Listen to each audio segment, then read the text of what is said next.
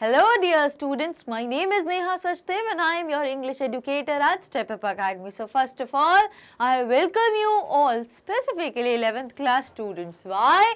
Because the topic that I am taking today is from your main reader book, that is Hornbill, and the number of the chapter is chapter number 5 and the name is The Ailing Planet, The Green Moments Rule, which is written by Mr. Nani Palkhiwala.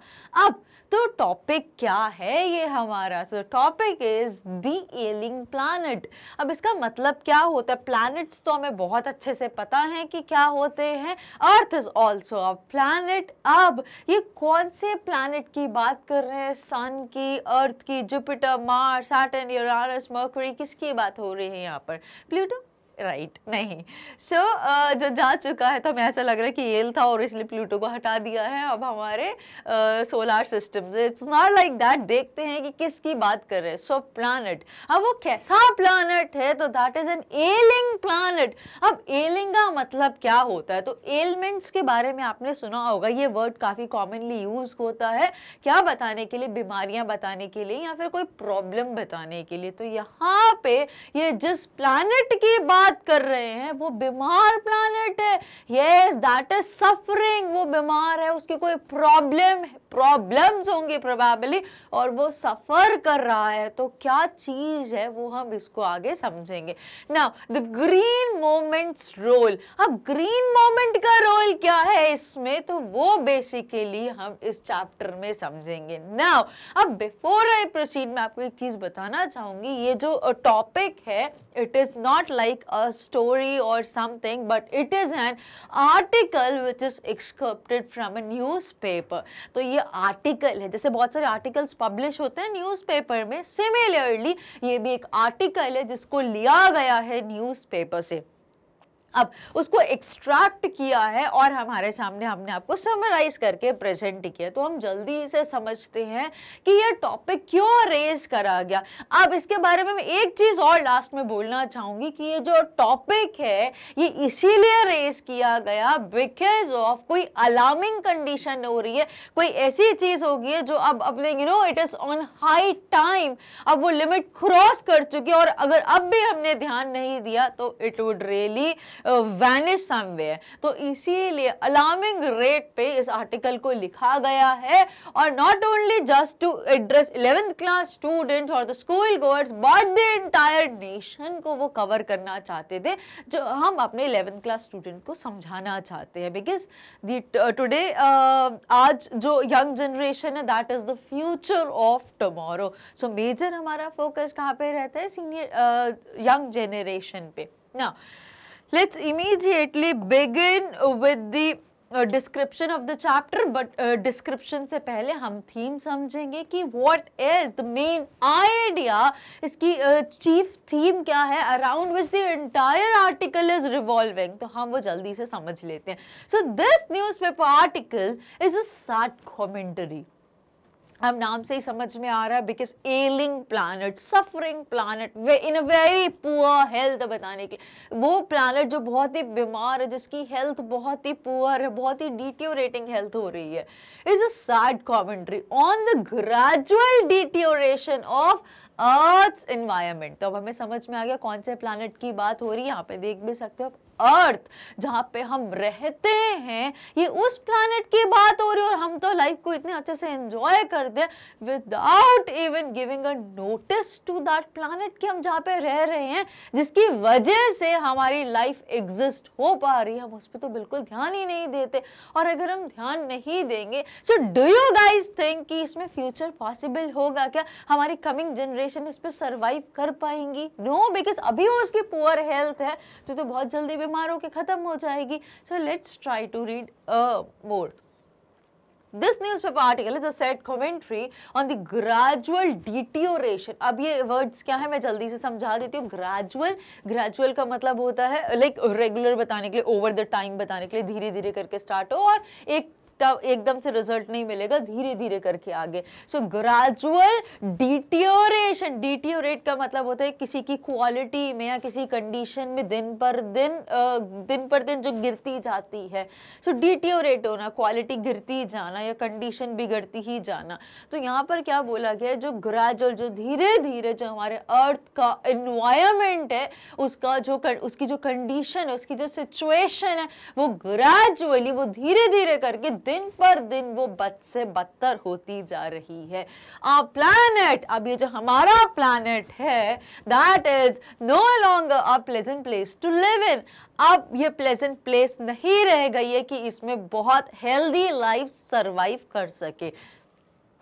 Fisheries, forest, grassland and crop plants. अब ये जो चीजें हैं, इनके बारे में इस chapter में बार बार बोला गया है, तो अच्छे से समझ लीजिए इन 4 चीजों को इतना फोकस क्यों किए गए। तो सबसे पहले किसकी बात कर रहे हैं ये लोग, फिशरीज की बात कर रहे हैं, तो वाटर लाइफ की बात कर रहे हैं। देन कम्स द फॉरेस्ट, जंगल एरिया की बात कर रहे हैं, because that is the home to an number of species, चाहे बर्ड्स की बात करें, चाहे एनिमल्स की बात करें, चाहे हम प्लांट्स की बात करें। तो फिशरी की बात हो रही है, एक्वेटिक लाइफ की बात हो रही है, फॉरेस्ट की बात आ रही है, ग्रासलैंड्स की बात हो रही है, जहां पे घास उगती है उस लैंड पे। Then comes the last crop plant which is major part, जहां से खेती बाड़ी होती है, जहां से हमें खाने को अनाज मिलता है। ये वो 4 सेक्शंस की बात कर रहे हैं, वो 4 सेक्टर्स, 4 एरियाज की बात कर रहे हैं that need to be protected and conserved. बहुत हाई रेट पे, इट्स हाई टाइम कि अगर हमने इन 4 चीजों को प्रोटेक्ट नहीं करा, इनको बचाया नहीं, और प्रोटेक्ट तो करना ही, इनकी रक्षा तो करनी है, बट और क्या करना है, कंजर्व करके रखना है। कंजर्वेशन का मतलब होता है कि रिसोर्सेस को ऐसे बचा के रखना कि फ्यूचर जनरेशंस भी उसका फायदा उठा सके या उनको भी वो चीज अवेलेबल हो। हमें कंज्यूम करके उसको खत्म नहीं करना, कंजर्व करना, बचा के रखना है, बचा के चलना है। So fisheries, forest, grasslands and crop plants, they need to be, कुछ भी हो जाए, have to be protected at any cost, anyhow, by any means, by hook or crook. They have to be protected and conserved. Very important. The article advises that we should try to restrict the rise in population and stop the perpetuation of poverty. हम यहाँ पे क्या बोल रहे हैं, जो article है क्या बता रहे हैं, हमें एडवाइस करा, हमें सजेस्ट करा, सलाह दे रहा है that we should try to restrict the rise in population. अब मेजर कॉज देखो क्या है, हम बहुत बर्निंग टॉपिक्स देखते हैं, जिसमें एक जो बर्निंग टॉपिक है वो ओवर पॉपुलेशन है और दूसरा पोल्यूशन, और ऐसे बहुत सारी चीजें होती है। तो सबसे मेजर कंसर्न, हम कोई भी चीज की बात करें, आपको अगर मैं प्रैक्टिकली बताऊं और लॉजिकली थोड़ा सा सोचो, तो रूट क्या है सबकी, रूट इज ओवर पॉपुलेशन। जब पॉपुलेशन दिन पर दिन नहीं बढ़ेगी तो ना तो पोल्यूशन बढ़ेगी और ना ही कोई भी इल इफेक्ट्स बढ़ेगा, ना ही कोई माल प्रैक्टिस होगी, ना ही चीज़ें ख़त्म होंगी इतनी जल्दी, एम्प्लॉयमेंट अच्छा होगा, लोगों को खाने पीने को अच्छा मिलेगा, अच्छी लाइफस्टाइल होगी, बिकॉज पॉपुलेशन कम है। तो हर चीज़ की अगर हम बोन ऑफ कंटेंशन जिसे बोले, फसाद की जड़ अगर हम बोले या रूट कॉज बोले, एग्जैक्टली फॉर्मल लैंग्वेज में, लिटरेरी सेंस में, यहाँ चैप्टर में कॉन्टेक्सचुअली, तो हर चीज की जो रूट कॉज है वो यहां पर जो एड्रेस करेगी, that is over population. And what we should do, ये आर्टिकल हमें एडवाइस कर रहा है that we should try to, हमें रिस्ट्रिक्ट करना पड़ेगा, रोकना पड़ेगा, कम करना पड़ेगा, खत्म करना पड़ेगा। क्या जो एवर इंक्रीजिंग नेवर स्टॉपिंग है, दिन पर दिन बढ़ती ही जा रही है, और कितने नंबर में बढ़ रही है, कोई ऐसा नहीं कि 1 या 2 या 3 ऐसे नंबर्स में, 10 डिजिट्स या थाउजेंड्स डिजिट्स में ये हमारी पॉपुलेशन हर दिन बढ़ती जा रही। आई अग्री कि डेथ रेट भी प्रोपोर्शनली बढ़ रहा है, डेथ्स भी इतनी ज़्यादा हो रही है, बट जो बर्थ रेट है वो डेथ को भी एक्सीड कर रहा है। इसीलिए कॉन्टिन्यूसली एवर इंक्रीजिंग पॉपुलेशन बोला और never ending increase in population बोला मैंने। And stop the perpetuation of poverty. और क्या करना है हमें? स्टॉप करना है किसको? Perpetuation of poverty. पॉवर्टी क्या होता है? गरीबी। तो परपेचुएशन वर्ड का मतलब होता है प्रिजर्वेशन ऑफ अ सिचुएशन। हमें क्या करना है और हमें किसको रोकना है मेजरली? ये जो गरीबी जो बढ़ती जा रही है दिन पर दिन, वो बिकॉज हम लोग ऐसा बोलते हैं ना, poor getting poorer, rich getting richer, poor getting poorer day by day. ऐसा क्यों हो रहा है? दिन पर दिन जो गरीब है वो इंसान और गरीब होता जा रहा है और जो अमीर है वो और अमीर होते जा रहे हैं। तो ये यहाँ पर यही बात बोलेगी कि हमें किसको रोकना पड़ेगा? जो गरीब लोग हैं वो और गरीबी की तरफ जाते जा रहे हैं। किसकी वजह से? Because of rise in ever increasing population. हमने देखा होगा, आप लोगों ने भी ऑब्जर्व करा होगा कि जो हमारे आसपास के जो झुग्गी बस्ती एरिया होते हैं, जहाँ पे जो इनकी हट्स वगैरह होते हैं, वहाँ पर जो पॉपुलेशन होती है, एक फैमिली में कम से कम 4, 5, 6 बच्चे होते हैं। So what is the major reason of that? तो आई पर्सनली बिलीव दैट कि जितनी ज़्यादा पॉपुलेशन होगी आप हमको उतना ही पुअर और अनहेल्दी लाइफस्टाइल दोगे, बिकॉज आपके पास खाने पीने के लिए नहीं, you already coming in the poverty line. आप वैसे ही गरीबी रेखा में आते हो और इतने सारे बच्चे पैदा कर लिया, अब उनको खिलाने पिलाने के लिए, प्रॉपर एजुकेशन देने के लिए नहीं, अच्छी फैसिलिटीज़ नहीं दे रहे, उनका लाइफस्टाइल अच्छा नहीं हो रहा, तो आप और इतने सारे लोग जितने बच्चे पैदा कर लिए वो और गरीब। तो ये जो पॉवर्टी हो रही है दिन पर दिन और बढ़ती ही जा रही है और गरीबी होती जा रही है और बिलो पॉवर्टी लाइन से भी कम पहुंच रही है। सो मेन रीजन क्या है? Population, over population. इसीलिए सबसे पहले फोकस किया हमें उस पॉपुलेशन को रोकना है, जिसकी वजह से डायरेक्टली या इनडायरेक्टली क्या हो जाएगा? हमारी ये जो पॉवर्टी है वो कहीं ना कहीं कम होने लग जाएगी अगर ये चीज कंट्रोल हो जाए। Now The green movement started in the year 1972. ये कब स्टार्ट हुआ था? ग्रीन मूवमेंट कब स्टार्ट हुआ था? गो ग्रीन जिसको हम बोलते हैं कि say no to plastic bags, use only paper bags और फाइन इम्पोज किया गया था। रिसाइकिल पे हमें ज़्यादा फोकस करना है, रिसाइकिल, रीयूज, अवॉइड, ये वाली सारी जो चीज़ें थी। तो गो ग्रीन वाला जो कॉन्सेप्ट आया था, जो इलेक्ट्रिक व्हीकल्स भी इंट्रोड्यूस हुए थे rather than using the petrol और the diesel as a fuel. तो ये सारी जो चीजें थी, जो ग्रीन मूवमेंट था, ये कब स्टार्ट हुआ था? In the year 1972 is the only hope for the survival of this planet as well as that of the human race। अब बोल रहे हैं कि हमारे पास सिर्फ एक जो उम्मीद की जो किरण, जो हमारे पास एक होप था, वो ये था कि ग्रीन मूवमेंट का रोल, और ये सिर्फ एक ऐसी ये मूवमेंट है ग्रीन रोल जो 1972 में स्टार्ट हुआ था। बस हम यही कर सकते हैं कि अगर हमने इस चीज पे वर्क करा तभी पॉसिबल है किसका सर्वाइवल? ना सिर्फ हमारे इस प्लैनेट अर्थ का, बल्कि हमारा भी सर्वाइवल तभी होगा जब हम गो ग्रीन पे अभी से वर्क करेंगे। अदरवाइज देखो, इस इमेज को देख के बहुत अच्छे समझ में आ रहा है, जो ये अर्थ, ये हमारा एक प्लैनेट है, ये जो ग्रीनरी है उसकी, ये उसके ग्रास लैंड्स है, ये क्रॉप लैंड्स है, ये फॉरेस्ट एरिया है, और जो पूरा ब्लू है वो उसका पूरा वाटर है, और कुछ हमें दिख ही नहीं रहा। ग्रीन और ब्लू, ग्रीन जो कलर दिख रहा है यहाँ पे वो ट्रीज प्लांट्स के लिए है, जिसमें हमारी 3 एरियाज कवर हुए, फॉरेस्ट कवर हुआ, ग्रास लैंड कवर हुआ, क्रॉप लैंड्स कवर हुआ, और जो आपको ब्लू पोर्शन दिख रहा है वो वाटर है, और वाटर क्या है हमारा पूरा? ये फिशरीज, एक्वेटिक लाइफ।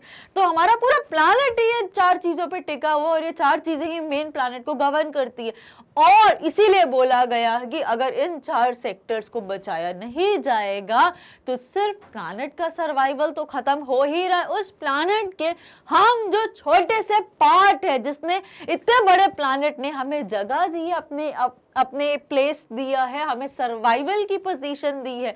अगर वो प्लैनेट ही सर्वाइव नहीं करेगा तो it is for sure the death of the entire human race, not 1 not 2 but the entire race. ये जो पूरी प्रजाति है ह्यूमन बीइंग्स की, उसके डेथ की कोई बड़ी बात नहीं है, बिकॉज ये जो कंडीशंस बन रही हैं। So this is all about the alarming theme of the chapter the ailing planet. I hope it's quite clear to you. अब जल्दी से हम प्रोसीड करते हैं towards the summary of the chapter. So in this chapter the writer कौन है? Mister Nani Palkhivala. He raises an issue, एक issue raise करा है, कंसर्न रेज करा है towards the deteriorating health of the earth, of the planet अर्थ. तो क्या इन्होंने करा है इस आर्टिकल में? उन्होंने जो आर्टिकल लिखा है न्यूज़पेपर में जो पब्लिश हुआ है, उस आर्टिकल के थ्रू वो लोगों को अलर्ट करना चाहते हैं, वो लोगों की आंखें खोलना चाहते हैं, उनको सावधान करना चाहते हैं कि अगर अब भी अगर आप लोग नहीं जागे so we would be too late, जहां पे हम अपने खुद के ही सर्वाइवल को खत्म कर देंगे. As human beings have been exploiting natural resources from decades. अब हम human beings क्या कर रहे हैं? जितने भी हमारे natural resources हैं, हम उनको exploit कर रहे हैं, over exploitation कर रहे हैं. कहाँ से कर रहे हैं? From decades. वो आज की एक दो दिन की बात नहीं है, वो हम उसको सालों से करते आ रहे हैं. तो decade is a period of 10 years. 10 साल के समय को एक डेकेड बोला जाता है. और यहाँ पे एक डेकेड की बात नहीं हो रही, सालों सालों से, मतलब कितने 10 सालों से हम ऐसा करते आ रहे हैं. So as a human beings we have been exploiting natural resources from decades. अब नेचुरल रिसोर्सेज क्या होते हैं? जो कुदरत हमें, जो नेचर हमें जो चीज़ें देती हैं एज अ रिसोर्स, हम उनको यूज़ करते हैं और लाइफ को एग्जिस्ट करते हैं. तो हम उन नेचुरल रिसोर्सेज को कॉन्टिन्यूसली यूज कर रहे हैं. अब यहाँ पर यूज करना क्यों नहीं बोला, एक्सप्लॉइट क्यों बोले? क्योंकि हम उसको कंज्यूम करते हैं और उसको खत्म कर रहे हैं. हम ये नहीं सोच रहे कि ये ऐसा नेचुरल रिसोर्स है, अगर हम इसको पूरा कंज्यूम कर लेंगे तो वो दिन दूर नहीं कि वो पूरा खत्म हो जाएगा. तो फिर आगे कैसे लाइफ को कंटिन्यू किया जाएगा, लाइफ कैसे सपोर्ट होगी? तो हम क्या कर रहे हैं? हम उनका शोषण कर रहे हैं, हम उनको एक्सप्लॉइट कर रहे हैं from decades. Presently, the condition has made the environment critical. और आज के जो हालात हैं उसने जो हमारी कंडीशन है उसको बहुत ही क्रिटिकल बना दिया, बहुत ही पैथेटिक बना दिया, बहुत ही पुअर कंडीशन बना दिया. बिकॉज हमारी जो डूइंग्स हैं, हमारे जो एक्शंस हैं, वो सब बहुत ही नेगेटिव है towards the mother earth. Now presently the condition has made the environment critical. In 1972, ये 1972 कब की बात हो रही है? अभी हमने थीम में देखा था जब ग्रीन मूवमेंट स्टार्ट हुआ था. सो इन 1972 the green movement helped environmentalist. अब एनवायरमेंटलिस्ट कौन होते हैं? जो एनवायरमेंट के प्रोटेक्शन के लिए लोग तत्पर रहते हैं या उस सर्विस में डेडिकेटेड होते हैं, उनको हम एनवायरमेंटलिस्ट बोलते हैं. सो ग्रीन मूवमेंट ने बहुत हेल्प करी थी एनवायरमेंटलिस्ट को to raise awareness about the harmful condition of the earth, and since then there has been no looking back as the movement has been successful educating people about the conservation of the environment. और बहुत अच्छा, अब यहाँ पर कुछ हमें positive sign पता चला, कुछ अच्छी चीज़ पता चली. वो ये थी कि ये जो ग्रीन मूवमेंट हमने स्टार्ट किया था 1972 में, उसकी वजह से जो एनवायरमेंटलिस्ट थे उनको काफ़ी मदद मिली और जिसकी वजह से वो क्या कर पाए थे? They were very well able to raise awareness about, वो अवेयर लोगों को जागरूक कर पाए थे अबाउट द हार्मफुल कंडीशन, जो बहुत ही हार्मफुल, जो बहुत ही डेंजरस कंडीशन हो रही है हमारी मदर अर्थ की. और तब से लेके ये बहुत अच्छी बात है कि nobody has ever looked back. किसी ने बैक स्टेप नहीं लिया कि हम जिस मूवमेंट में आगे बढ़ रहे हैं हम लगातार कॉन्टिन्यूसली उसी चीज पे मूव करते रहे.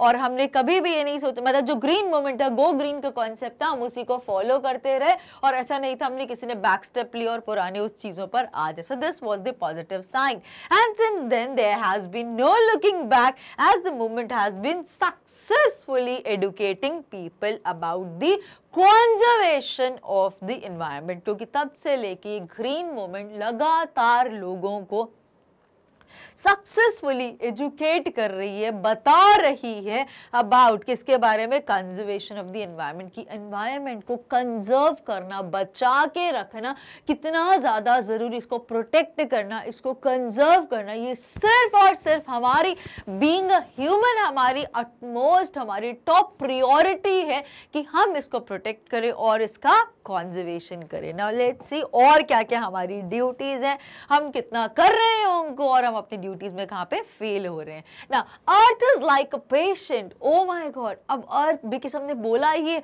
Earth is an ailing planet, एक एलिंग प्लैनेट है, बीमार प्लैनेट है। अब उसकी कंडीशन कैसी है, वो सफर कर रहा है, वो तड़प रहा है, आखिरी सांसें चल रही है, ऐसा कुछ लग रहा है, उसको ड्रिप लग रही है, right. So earth is like a patient, अब अर्थ एक पेशेंट हो गई है, हुज हेल्थ इज डिक्लाइनिंग, और दिन पर दिन उसकी हेल्थ क्या है, डिटियोरेट हो रही है, डिक्लाइन हो रही है, गिरती ही जा रही है, पुअर हेल्थ हो रही है, and it is our duty to improve it. और अब ये हमारी ड्यूटी है कि हम अर्थ की हेल्थ को इम्प्रूव करें। और अगर हमने ये इनिशिएटिव नहीं लिया, हमने बोला कि मेरी ड्यूटी नहीं है या मेरी ड्यूटी नहीं है, तो फिर ये कौन करेगा, फिर हम अपना सर्वाइवल भी भूल जाए, बिकॉज अर्थ ने, जिसने हम सब लोगों को सपोर्ट करा है, हमारी लाइफ एग्जिस्ट करती है, तो that is on the planet earth. और अगर वो प्लैनेट ही नहीं रहेगा तो हमारा एग्जिस्टेंस तो हो ही नहीं पाएगा ना। And it is our utmost duty to improve it. हमारी सिर्फ ड्यूटी बोलना तो बहुत ही न्यूट्रल लगेगा, हमारी टॉप ड्यूटी, हमारी अटमोस्ट ड्यूटी है कि हम इस अर्थ को प्रोटेक्ट करें। इन 1987, अब ग्रीन मूवमेंट कब स्टार्ट हुआ था, 1972 में ग्रीन मूवमेंट स्टार्ट हुआ। अब कब की बात हो रही है, 1987 की बात हो रही है, 15 years late. So in 1987 the term sustainable development, अब ये क्या है, एक टर्म है सस्टेनेबल डेवलपमेंट, जिसको आपने अपनी प्राइमरी विंग में पढ़ा होगा अपनी साइंस की बुक्स में। It was used by the World Commission on Environment and Development। अब उन्होंने कब ये इस वर्ड को यूज करा पहली बार अपनी अपने कॉन्सेप्ट में, उन्होंने कब यूज करा, was used by the World Commission on Environment and Development। World commission जो एनवायरमेंट और डेवलपमेंट में जो ध्यान देती है, उन्होंने पहली बार इस कॉन्सेप्ट को रेज करा 1987 में, दैट इज सस्टेनेबल डेवलपमेंट। अब सस्टेनेबल डेवलपमेंट होता क्या है, this is the very important terminology which is used in the chapter, और जिससे चैप्टर हमारा डायरेक्टली कंसर्न है। नाउ अच्छा, मैं पहले बता देती हूँ सस्टेनेबल डेवलपमेंट क्या होता है, फिर आगे का मैं रीड करूँगी। सस्टेनेबल डेवलपमेंट के बारे में बात हो रही है, इट इज दैट डेवलपमेंट की जिसको हमें सस्टेन करके रखना है। अब सस्टेन करने का मतलब है कि हमें जितने भी हम नेचुरल रिसोर्सेज का यूज कर रहे हैं, हमें उनको ऐसे यूज करना है कि हम यूज तो करें, बट मीनवाइल उनको कंजर्व भी करते चलें, ताकि हमारी आगे आने वाली जो फ्यूचर जनरेशंस है उनको भी वो सारी चीजें अवेलेबल हो पाए। तो हमें सस्टेनेबल डेवलपमेंट के बारे में, हमें कंजर्वेशन के बारे में ध्यान देना है। अब बहुत एक ह्यूमरस है, यहाँ पे एक इंस्टेंस लिया हुआ है फ्रॉम द आर्टिकल जो नानी पालकीवाला ने रेस करा था, जो एग्जाम्पल दिया था। अ जू इन लुकासा जाम्बिया, एक जू है लुकासा जाम्बिया में, जाम्बिया एक जगह का नाम है। इट हैज अ केज, वहां पर एक पिंजरा है, और बहुत ही अमेजिंगली उस पिंजरे में कोई जानवर नहीं है, और उस पिंजरे में क्या लिखा हुआ है, with the sign that reads the world's most dangerous animal. वो एक पिंजरा है और उसके बाहर बोर्ड में लिखा है the world's most dangerous animal. अब उसमें कोई एनिमल नहीं है, तो गेस कर सकते हो क्या है, उस पर एक बड़ा सा मिरर लगा है। जब भी जो इंसान उसमें देखता है तो उसको समझ में आ जाता है कि क्या कंडीशन है। आई होप आपको बहुत अच्छे से समझ में आ गया होगा कि मैं क्या बताना चाहती हूँ, कि yes, none other than we human beings are the most dangerous animals। Why? Because हाँ, सबसे ज्यादा जो मेजर थ्रेट है वो किस एनवायरनमेंट को किससे हो रहा है, वी ह्यूमन बीइंग से। ओवर पॉपुलेशन कौन कर रहा है, हम ह्यूमन बीइंग्स कर रहे हैं। अर्थ के जितने भी नेचुरल रिसोर्सेज हैं उनको एक्सप्लॉइट कौन कर रहा है, हम ह्यूमन बीइंग्स कर रहे हैं। तो अर्थ को सबसे ज्यादा खतरा किससे है, वो जीव जंतुओं, वो जानवरों से नहीं है, हम ह्यूमन बीइंग से है खतरा। सो and inside there is a mirror, so it gives a message that human beings are the most dangerous animals। brand commission raised a question, और फिर brand commission ने question raise करा, are we to leave our successors a scorched planet।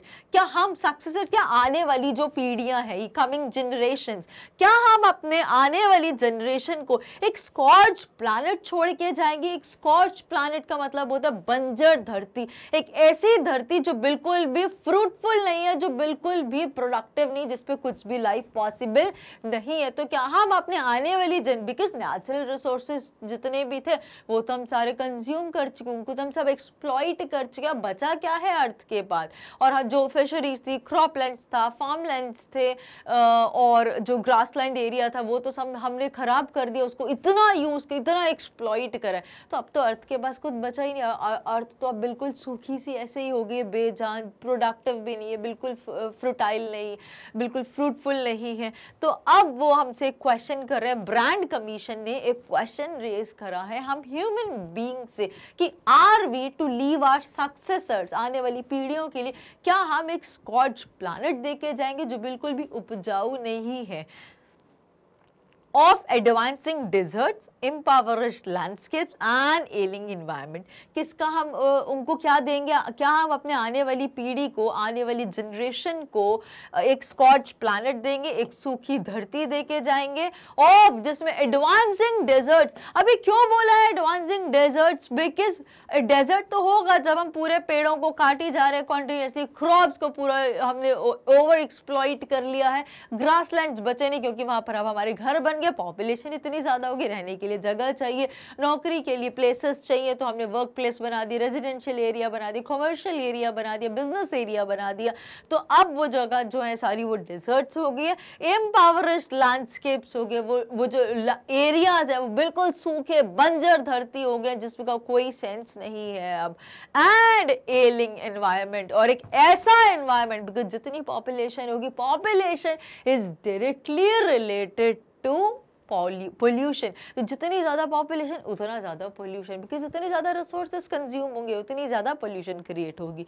तो क्या हम उनको एक एलिंग environment देके जाएंगे, एक ऐसा बीमार एनवायरनमेंट कि जिसमें कोई लाइफ, अगर गलती से एक आध लाइफ कोई एग्जिस्ट कर भी जाए तो वो भी इतने बीमार एनवायरनमेंट में वो भी मर जाएगी लाइफ। तो क्या हम, वो क्वेश्चन कर रही है ब्रांड कमीशन हमसे कि क्या हम अपने आने वाले जनरेशन को ये सारी चीजें देके जाएंगे, स्कॉच प्लैनेट देंगे, डेजर्ट एरिया देंगे, या फिर क्या हम उनको इम्पावरिश्ड लैंडस्केप्स देंगे, या फिर एक एलिंग एनवायरनमेंट देके जाएंगे। तो क्वेश्चन कर रहे हैं आपसे, क्या देके जाओगे आप आने वाली जनरेशन को। Now, there are 4 principal biological systems that form the foundation of the global economic system। हमारा जो पूरा ग्लोब का जो इकोनॉमिक सिस्टम है, जो हमारी इकोनॉमी जो चल रही है, वो मेजरली इन 4 चीजों से चल रही है। So they are 4 principal biological systems जो फाउंडेशन बनाते, किसकी नींव बनाते हैं, ग्लोबल इकोनॉमिक सिस्टम की नींव बनाते हैं। That is fisheries, grassland. अब यहाँ पे हमें देख के समझ में आ रहा है फिशरीज की बात हो रही है, जहाँ पे घास वगैरह उगती, यहाँ पे ये बोल सकते हो, ये बोल सकते हो ग्रासलैंड है ये हमारा, यहाँ पे फॉरेस्ट है, घने जंगल है, एंड क्रॉपलैंड्स जहाँ पे खेती करी जा रही है। सो दीज 4 सिस्टम्स, अभी आप लोगों को लग रहा होगा ये इकोनॉमी में कैसे कंट्रीब्यूट करते हैं, इकोनॉमी कैसे इनसे बढ़ती है। तो अगर हम देखें, कोई भी अगर हमारी इंडस्ट्री है तो इंडस्ट्री के मेजर जो रॉ मटेरियल होता है वो कहाँ से मिलता है, इन्हीं सारी चीज़ों से मिलता है। ये फूड इंडस्ट्री को रन करते हैं। अगर हम क्रॉप्स की बात करें तो ये हमारा खाने पीने की जो इंडस्ट्री होती है उसको सपोर्ट करता है। अगर हम फॉरेस्ट की बात करें तो मेजर हमारा जो फ्यूल वुड होता है, जो टिम्बर वुड होती है, वो कहाँ से मिलती है, तो कोयला जो होता है वो कहाँ से, लकड़ी, ये फॉरेस्ट वो सोर्स है। और अगर हम ग्रासलैंड्स की बात करें तो प्रोडक्टिव अर्थ हमें कहाँ से मिलती है, वहाँ से। तो ये कहीं ना कहीं कॉन्ट्रीब्यूट करते हैं बड़ी बड़ी इंडस्ट्रीज को रन करने में। तो अगर यही 4 basic biological systems exist properly नहीं कर पाएंगे, नेचुरली एग्जिस्ट नहीं करेंगे, तो हमारा जो इकोनॉमिक सिस्टम है वो भी बिल्कुल खत्म हो जाएगा। Now these 4 systems also provide food and raw materials for industries except for minerals and synthetics। अब यहाँ पर क्या बोला गया है कि ये 4 ऐसी मेजर इंडस्ट्रीज हैं जो ना सिर्फ फूड और रॉ मटेरियल देती है बड़ी बड़ी इंडस्ट्रीज को प्रोडक्टिव होने में, उनको उनके प्रोडक्ट्स बनाने में, बल्कि सिर्फ किसके अलावा except for minerals and synthetics. अब मिनरल्स और सिंथेटिक्स ऐसे होते हैं कि जो बहुत ही नॉन रिन्यूएबल की कैटेगरी में आते हैं, और सिंथेटिक्स तो वो चीज़ें होती है जिनको आर्टिफिशियली क्रिएट किया जाता है। तो ये दो, और मिनरल्स को डीप माइंस वगैरह से एक्सट्रैक्ट किया जाता है, डिग किया जाता है। तो ये दो चीज़ों को छोड़ के जो 98% जो हमारी इंडस्ट्रीज हैं वो सिर्फ इन 4 बायोलॉजिकल सिस्टम्स पे डिपेंडेंट है। और इसीलिए मैंने आपको थीम में बोला था कि ध्यान रखिए जो 4 बायोलॉजिकल सिस्टम्स हैं they are very crucial. Now with these systems becoming unsustainable, अब ये जो 4 systems है ये sustainable development में नहीं आ रहा है, ये unsustainable में जा रहे हैं। So with these systems becoming unsustainable, इनका भी survival कुछ नहीं पता है, कभी भी खत्म हो जाएंगे, इनका कोई श्योरिटी नहीं। So with these systems becoming unsustainable, इनका कोई फ्यूचर स्कोप समझ में नहीं आ रहा है। फिशरीज विल कोलैप्स, अब क्या होगा, फिशरीज कोलैप्स हो जाएंगी, फॉरेस्ट विल स्लोली डिसअपियर, और फॉरेस्ट तो ऐसे हो जाएंगे that they will vanish in the thin air. तो vanish in the thin air एक फेज है, इसका मतलब होता है कि गायब हो जाना, पता ही नहीं चलेगा, आसमान में आसमान निकल गया है, धरती खा गई, लाइक वो वाला केस होगा, बिल्कुल वैनिश हो जाएंगी, vanish clear. Grasslands will turn into barren wastelands, और जहाँ पे घास, जो उपजाऊ जो धरती है हमारी, हम जो पहले गाने सुनते थे ना, मेरे देश की धरती सोना उगले, सो दिस वाज दिस, कि इतनी उपजाऊ, इतनी प्रोडक्टिव है, इतनी फ्रुटाइल है, इतनी फ्रुटाइल है, वो सारी जो चीजें हैं वो क्या हो जाएगी, एक बैरन, एक बंजर सूखी धरती बन जाएगी, waste land. And crop lands will become worse, और जहाँ पे खेती बाड़ी होती है वो तो और वर्स हो जाएंगे, उनकी कंडीशन और ही पुअर हो जाएंगी। तो ये 4 चीजों के बारे में बताया कि अगर अभी हम उनको सस्टेन नहीं करें, अभी भी अगर हम चीजों को कंट्रोल या रोक नहीं पा रहे, प्रिजर्व या कंजर्व नहीं कर पा रहे हैं, बचा नहीं पा रहे हैं, तो देयर इज नॉट फार कि वो टोटली अनसस्टेन हो जाएंगी, और उन चारों, ये जो 4 बायोलॉजिकल सिस्टम्स है वो बिल्कुल हमारे खत्म हो जाएंगे। और ये खत्म होंगे तो हमारा जो ग्लोबल इकोनॉमिक सिस्टम है वो पूरा खत्म हो जाएगा। अगर ग्लोबल इकोनॉमिक सिस्टम खत्म हो गया तो लाइफ का एग्जिस्टेंस पॉसिबल तो वैसे भी नहीं है बिना रिसोर्सेज के। Now In poor countries, forests are being cut down for fuel wood. अब आप जैसे देख रहे हो, it is the true scene. ये literally ऐसा होता है, फॉरेस्ट जो है उनको कट किया जाता है अपनी नीड्स को, हम अपनी नीड्स को, डिमांड्स को सेटिस्फाई करने के लिए हम ये काम करते हैं। अब यहाँ पर जो लिखा है ना पुअर कंट्रीज, वो एज पर द बुक बिल्कुल करेक्ट है, but I would like to speak one thing practically, कि क्या ये सिर्फ पुअर कंट्रीज ऐसा करती है कि जंगलों को काट रही है? हम ह्यूमन बीइंग जो मॉडर्न सोसाइटीज में रहते हैं, हम भी यही काम डायरेक्टली नहीं करते, हम जंगल में पेड़ काटने नहीं जाते, बट इनडायरेक्टली हमें भी कहीं ना कहीं टिम्बर वुड, फ्यूल वुड की ज़रूरत होती है। कहीं अगर हम डायरेक्टली यूज़ नहीं करें तो बड़ी बड़ी इंडस्ट्रीज को रन करने का तो ये मेजर रिसोर्स है, तो हम तो कहीं ना कहीं एक्सप्लॉइट कर ही रहे हैं। तो पुअर कंट्रीज को अकेले ब्लेम करना, I don't personally feel okay. So in poor countries forest are being cut down, forest को कंटिन्यूअसली कट डाउन किया जाता है, किस चीज के लिए? फ्यूल वुड के लिए, which is used for cooking purposes. और यहाँ आप देख सकते हैं ये वुडन लॉग्स बोलते हैं, मोटे मोटे जो पेड़ होते हैं, जो बहुत बड़े पुराने पेड़ हो जाते हैं, उनका जो लॉग होता है वो काफी अच्छा होता है, उससे काफी अच्छा टिम्बर वुड बनता है। अब ये किसके लिए जलाने के काम में आता है? खाना बनाने के, इंडस्ट्रीज को रन करने के लिए, बहुत सारी चीज़ों का ये टिम्बर इंडस्ट्री को भी रन करता है। they are cut down for fuel wood which is used for cooking purposes. There are some, अगर हम पुअर कंट्रीज की बात करें तो वो लोग सिर्फ कुकिंग पर्पसेस के लिए लकड़ी, पेड़ों को काटते हैं, लकड़ी का यूज़ करते हैं। लेकिन अगर हम और अच्छी कंट्रीज, अगर रिच कंट्रीज की बात करें तो वहाँ पर भी यही काम होता है, लेकिन वहाँ पर वो खाना बनाने के लिए यूज़ नहीं करते लकड़ियों को, वो टिम्बर वुड के लिए, दरवाजे बनाने के लिए, बड़े बड़े घर, महल, बंगले बनाने के लिए यूज़ किया जाता है। यूज़ तो हर कोई कर रहा है, और इनफैक्ट यूज़ बोलना तो बहुत रिस्पेक्ट हो जाएगी, हमें क्या बोलना चाहिए? एक्चुअली एक्सप्लॉइट कर रहे हैं हम लोग। ओवर यूटिलाइजेशन कर रहे हैं, और किसी भी चीज का undue advantage is never suggested, right? So there are some areas where the cost of fuel wood is more than the cost of the food. अब यहाँ पर कितनी अच्छी सी बात बोली गई है, बहुत ही प्रैक्टिकल है अगर आप इसको रिलेट कर पाओ, कि देयर आर सम एरियाज, कुछ एरियाज ऐसे हैं जहां पर कॉस्ट ऑफ फ्यूल वुड की जो कॉस्ट है that is more than the cost of the food.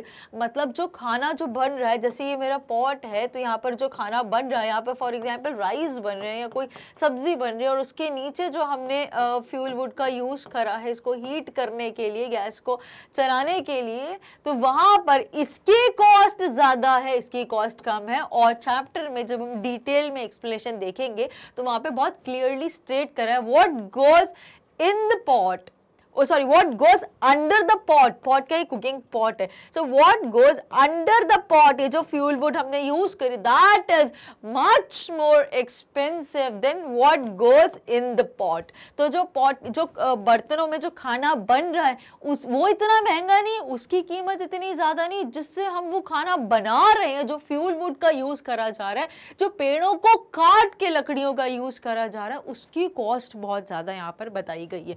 So there are some areas where the cost of fuel wood is more than the cost of the food. It is leading to deforestation at an alarming rate। अब इसकी वजह से क्या हो रहा है? Deforestation. तो deforestation तो हमें बहुत अच्छे से अब तो समझ आ ही गया होगा, अगर नहीं भी पढ़ा होगा कभी। तो डिफॉरेस्टेशन क्या होता है? Cutting down of trees drastically, dramatically, at a very fast pace, जिसको हम बोलते हैं डिफॉरेस्टेशन। इसका उल्टा होता है, हमें क्या करना चाहिए? एफॉरेस्टेशन करना चाहिए, ज्यादा से ज्यादा पेड़ों को उगाना चाहिए, बढ़ाना चाहिए। अब ये अलार्मिंग कंडीशन के बारे में पता चला। Let's read further. One of the reasons for the exploitation of the environment is the increasing population. और जो मेजर कॉज है, जो मैंने आपको इनिशियल में भी बताया था, थीम में भी समझाया था, बोन ऑफ कंटेंशन कौन है या एक्चुअल रूट कौन है सारी प्रॉब्लम्स की? है आप, हम सब, that is we human beings. ये हमारे जो पूरी प्रजाति है ना, हमारे भाई बहन बंधु दोस्त, ये सब रिस्पॉन्सिबल है, हम सब रिस्पॉन्सिबल है किस चीज के लिए? For the poor health of our mother planet. हमारी मदर अर्थ की जो कंडीशन है आज, वो सिर्फ हम सब की वजह से हो रही है। It is observed that about 1 million population, कोई 1000-100 की बात नहीं हो रही है, 1 million population की बात हो रही है, that is increasing in every 4 days। हर 4 दिन में 1 मिलियन पॉपुलेशन बढ़ रही है। अब गुड क्वेश्चन, अब आप लोग मुझसे रेस करेंगे और पूछेंगे कि मैम डेथ्स भी तो प्रोपोर्शनेटली हो रही है। यस, प्रोपोर्शनेटली वो रेशियो नहीं है जिससे बर्थ रेट बढ़ रहा है, तो कहीं ना कहीं पॉपुलेशन इसी कारण से ज़्यादा हो रही है। This is not a good sign, ये कोई अच्छा साइन नहीं है, क्योंकि जितने ज़्यादा पॉपुलेशन होगी उतना ज़्यादा रिसोर्सेज की रिक्वायरमेंट होगी, जितनी रिसोर्सेज की रिक्वायरमेंट होगी हम अपने नेचुरल रिसोर्सेज को एक्सप्लॉइट करना शुरू करेंगे, उतना ही ज़्यादा पेट्रोल लगेगा, उतना ही ज़्यादा डीजल यूज़ होगा, उतनी ही ज़्यादा क्रॉप्स को यूटिलाइज किया जाएगा, उतनी ही ज़्यादा फॉरेस्ट को कट किया जाएगा। ये तो सारी चीजें directly related, not even indirectly.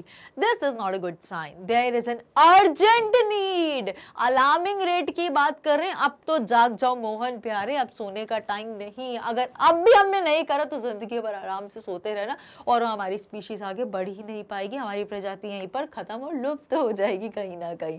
So this is not a good sign. There is an urgent need to control over population. और बहुत अर्जेंट नीड पे, बहुत ही अर्जेंट है, अर्जेंसी है किस चीज की? ओवर पॉपुलेशन को कंट्रोल करने की।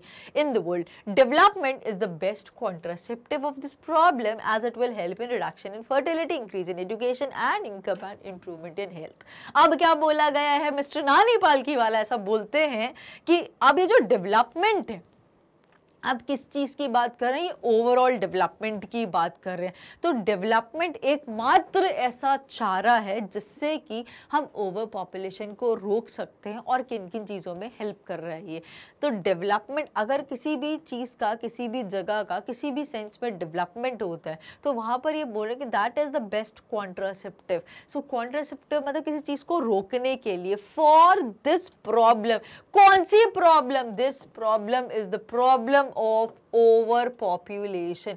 तो ओवर पॉपुलेशन को रोकने का, कंट्रोल करने का जो सबसे अच्छा, जो रोकथाम करने का जो मेजर है, दैट इज द डेवलपमेंट। कि डेवलपमेंट करो। अब किसका डेवलपमेंट हो रहा है समझते हैं। As it will help in, और क्यों बोल रहा है, क्योंकि ये हेल्प करेगा क्या चीज, रिडक्शन इन, किस चीज में, फर्टिलिटी कम हो जाएगी, इंक्रीज इन एजुकेशन बढ़ेगा, एंड इनकम एंड इंप्रूवमेंट होगी हेल्थ में।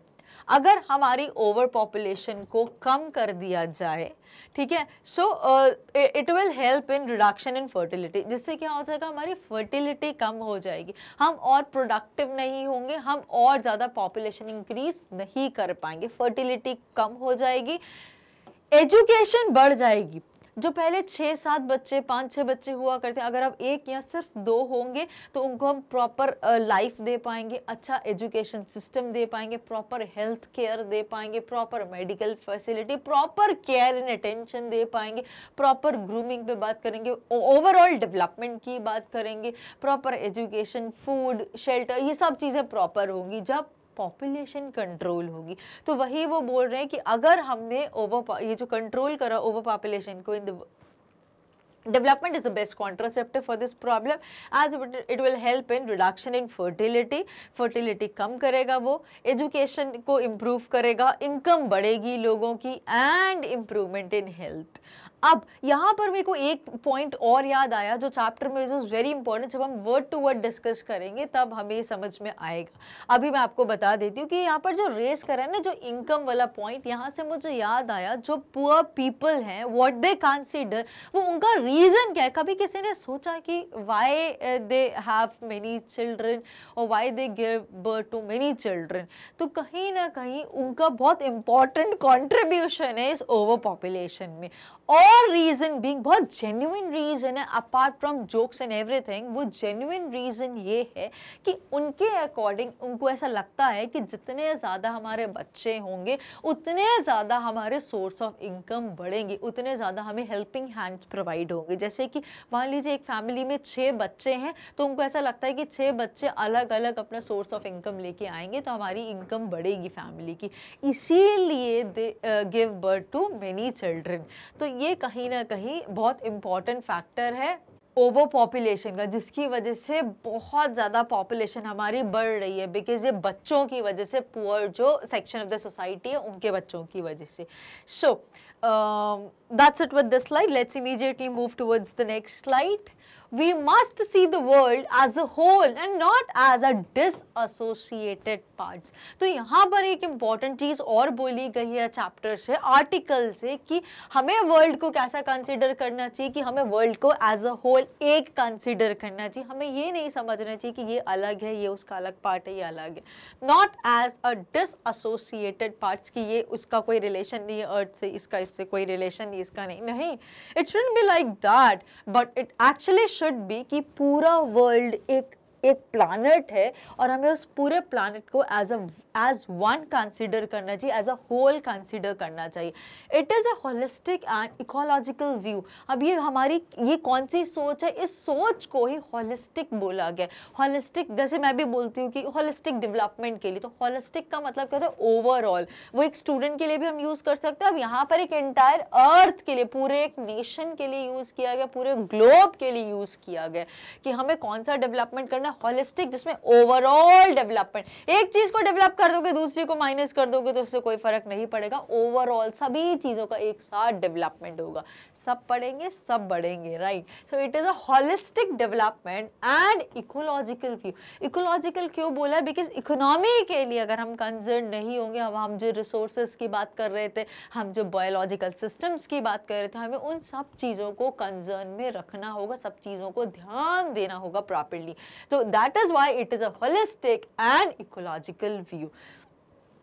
क्या ये व्यू है, we must see the world as a whole and not as disassociated part. हमें वर्ल्ड को होल कंसिडर करना चाहिए, और ये एक सही सोच है जो हमें एक होलिस्टिक व्यू दे रही है और एक इकोलॉजिकल व्यू दे रही है, अकॉर्डिंग टू लेस्टर ब्राउन। अब लेस्टर ब्राउन को आप देख सकते हैं यहाँ पर। सो Lester Brown, we have not, वो बोलते हैं कि we have not inherited the earth from our forefathers, but we have borrowed it from our future generations. अब बहुत अच्छी लाइन है जो मिस्टर मिस्टर लेस्टर ब्राउन ने बोली है इकोलॉजिकल डेवलपमेंट के लिए, दैट इज कि हमने अपनी ये जो अर्थ प्लैनेट है, हमने अपने पूर्वजों से, अपने फोर फादर से, अपने फादर, उनके भी फादर्स, ग्रैंडफादर्स, हमने उनसे विरासत में नहीं ली है कि हमने जो इनहेरेंट की है, it is not from our forefathers, हमने अपने पिताजी, अपने दादाजी, उन लोगों से विरासत में नहीं लिया कि हमारी और हमारे पास ही रहेगी। इट्स नॉट लाइक दैट,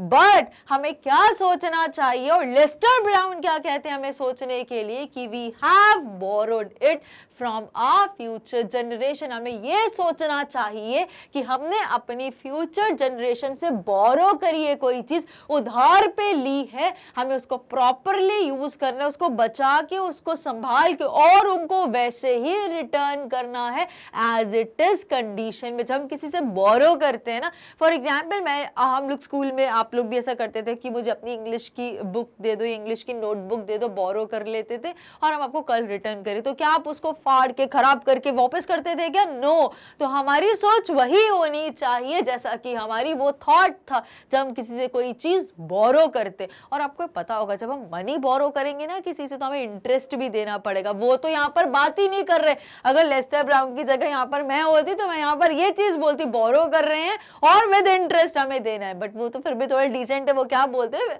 कि हमें ये समझना है कि we have not inherited the earth from our forefathers but we have borrowed it. हमने बोरो करी है उनको फ्रॉम आवर फ्यूचर जनरेशंस, कि हमें उनको एज इट इज कंडीशन में उनको रिटर्न करना है, खराब करके नहीं देना। जिसमें हम बात कर रहे थे कि हमारे जो क्रॉप लैंड्स हैं वो वेस्ट लैंड्स हो जाएंगे, जो हमारे जो ग्रास लैंड्स है वो डिजर्ट्स बन जाएंगे। वो सब कंडीशन हमें करके नहीं देनी, स्कॉच प्लैनेट बना के नहीं देना, उसको वैसे ही अच्छी कंडीशन में और करके हमें उनको देना है।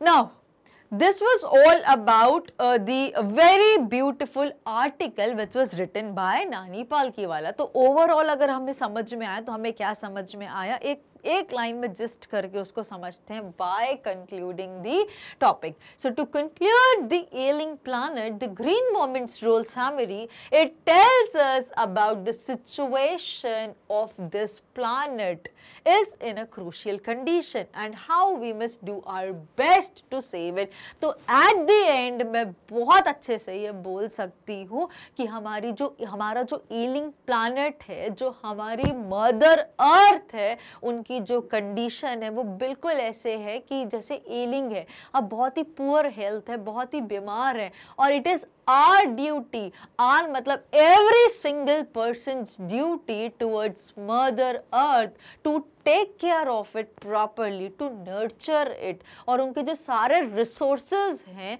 उनको हम बहुत properly take care करें, उनको over exploit या consume ना करें, उनको थोड़ा use करें, थोड़ा बचा के use करें, go green movement को ध्यान रखें ताकि हमारी Mother Earth है वो जो protected रहे और उसको हम conserve कर सकें सारे रिसोर्सेस को।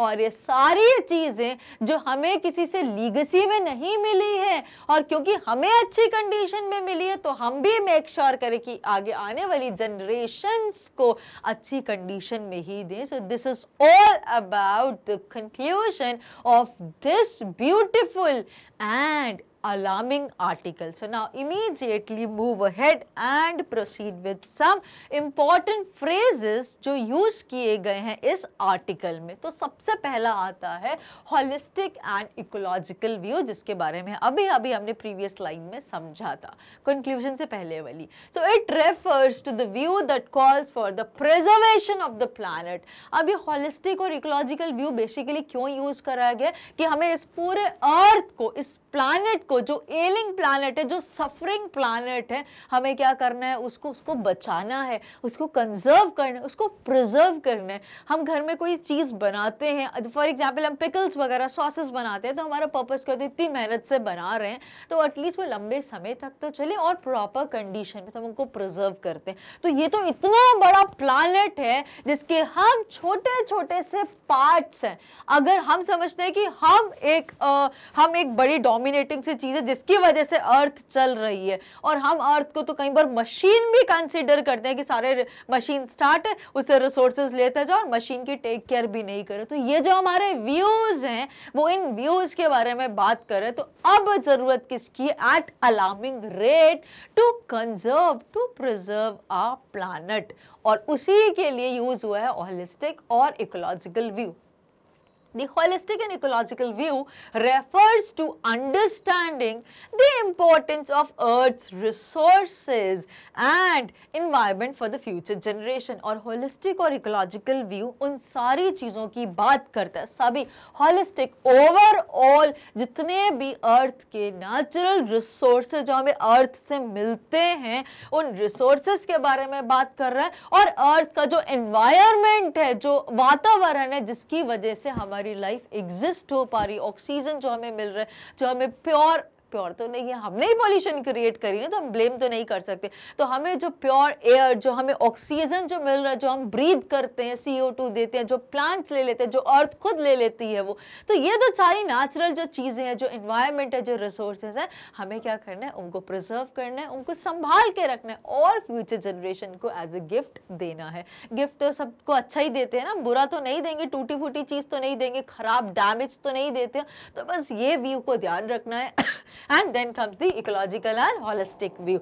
Now, next comes the sustainable development. तो सस्टेनेबल डेवलपमेंट के बारे में भी हमने थीम में समझा था, उसको जल्दी से एक बार और रीड कर लेते हैं। A balanced development that meets the needs of the present while taking care of the needs of the future generations. कि हम अपनी नीड्स को तो ध्यान में रखें, अपनी नीड्स को फुलफिल करना है, बट ये बिल्कुल भी इग्नोर ना करें कि हमें अगर लग्जरी चाहिए तो हम पेट्रोल का ओवर कंजम्पशन कर रहे हैं, जहाँ पे इसको ऑप्शन था, अब इसका सब्स्टिट्यूट था, कुछ और रिसोर्स यूज कर सकते थे, बट हमने वो उस ऑप्शन पे नहीं गए और हमने का यूज करा, अननेसेसरी हमने पेट्रोल का कंजम्पशन करा। तो यहाँ पर उन्हीं चीजों की बात हो रही है कि जहां पर पॉसिबल है थोड़ा सा एडजस्टमेंट कर लो। मदर है यार, अपनी मदर अर्थ है, उन्होंने ही, उनकी वजह से हमारी लाइफ सपोर्ट हो रही है, अदरवाइज हम एग्जिस्ट नहीं कर पाएंगे। प्यारे बच्चे, सभी व्यूअर्स समझो इस छोटी सी चीज को।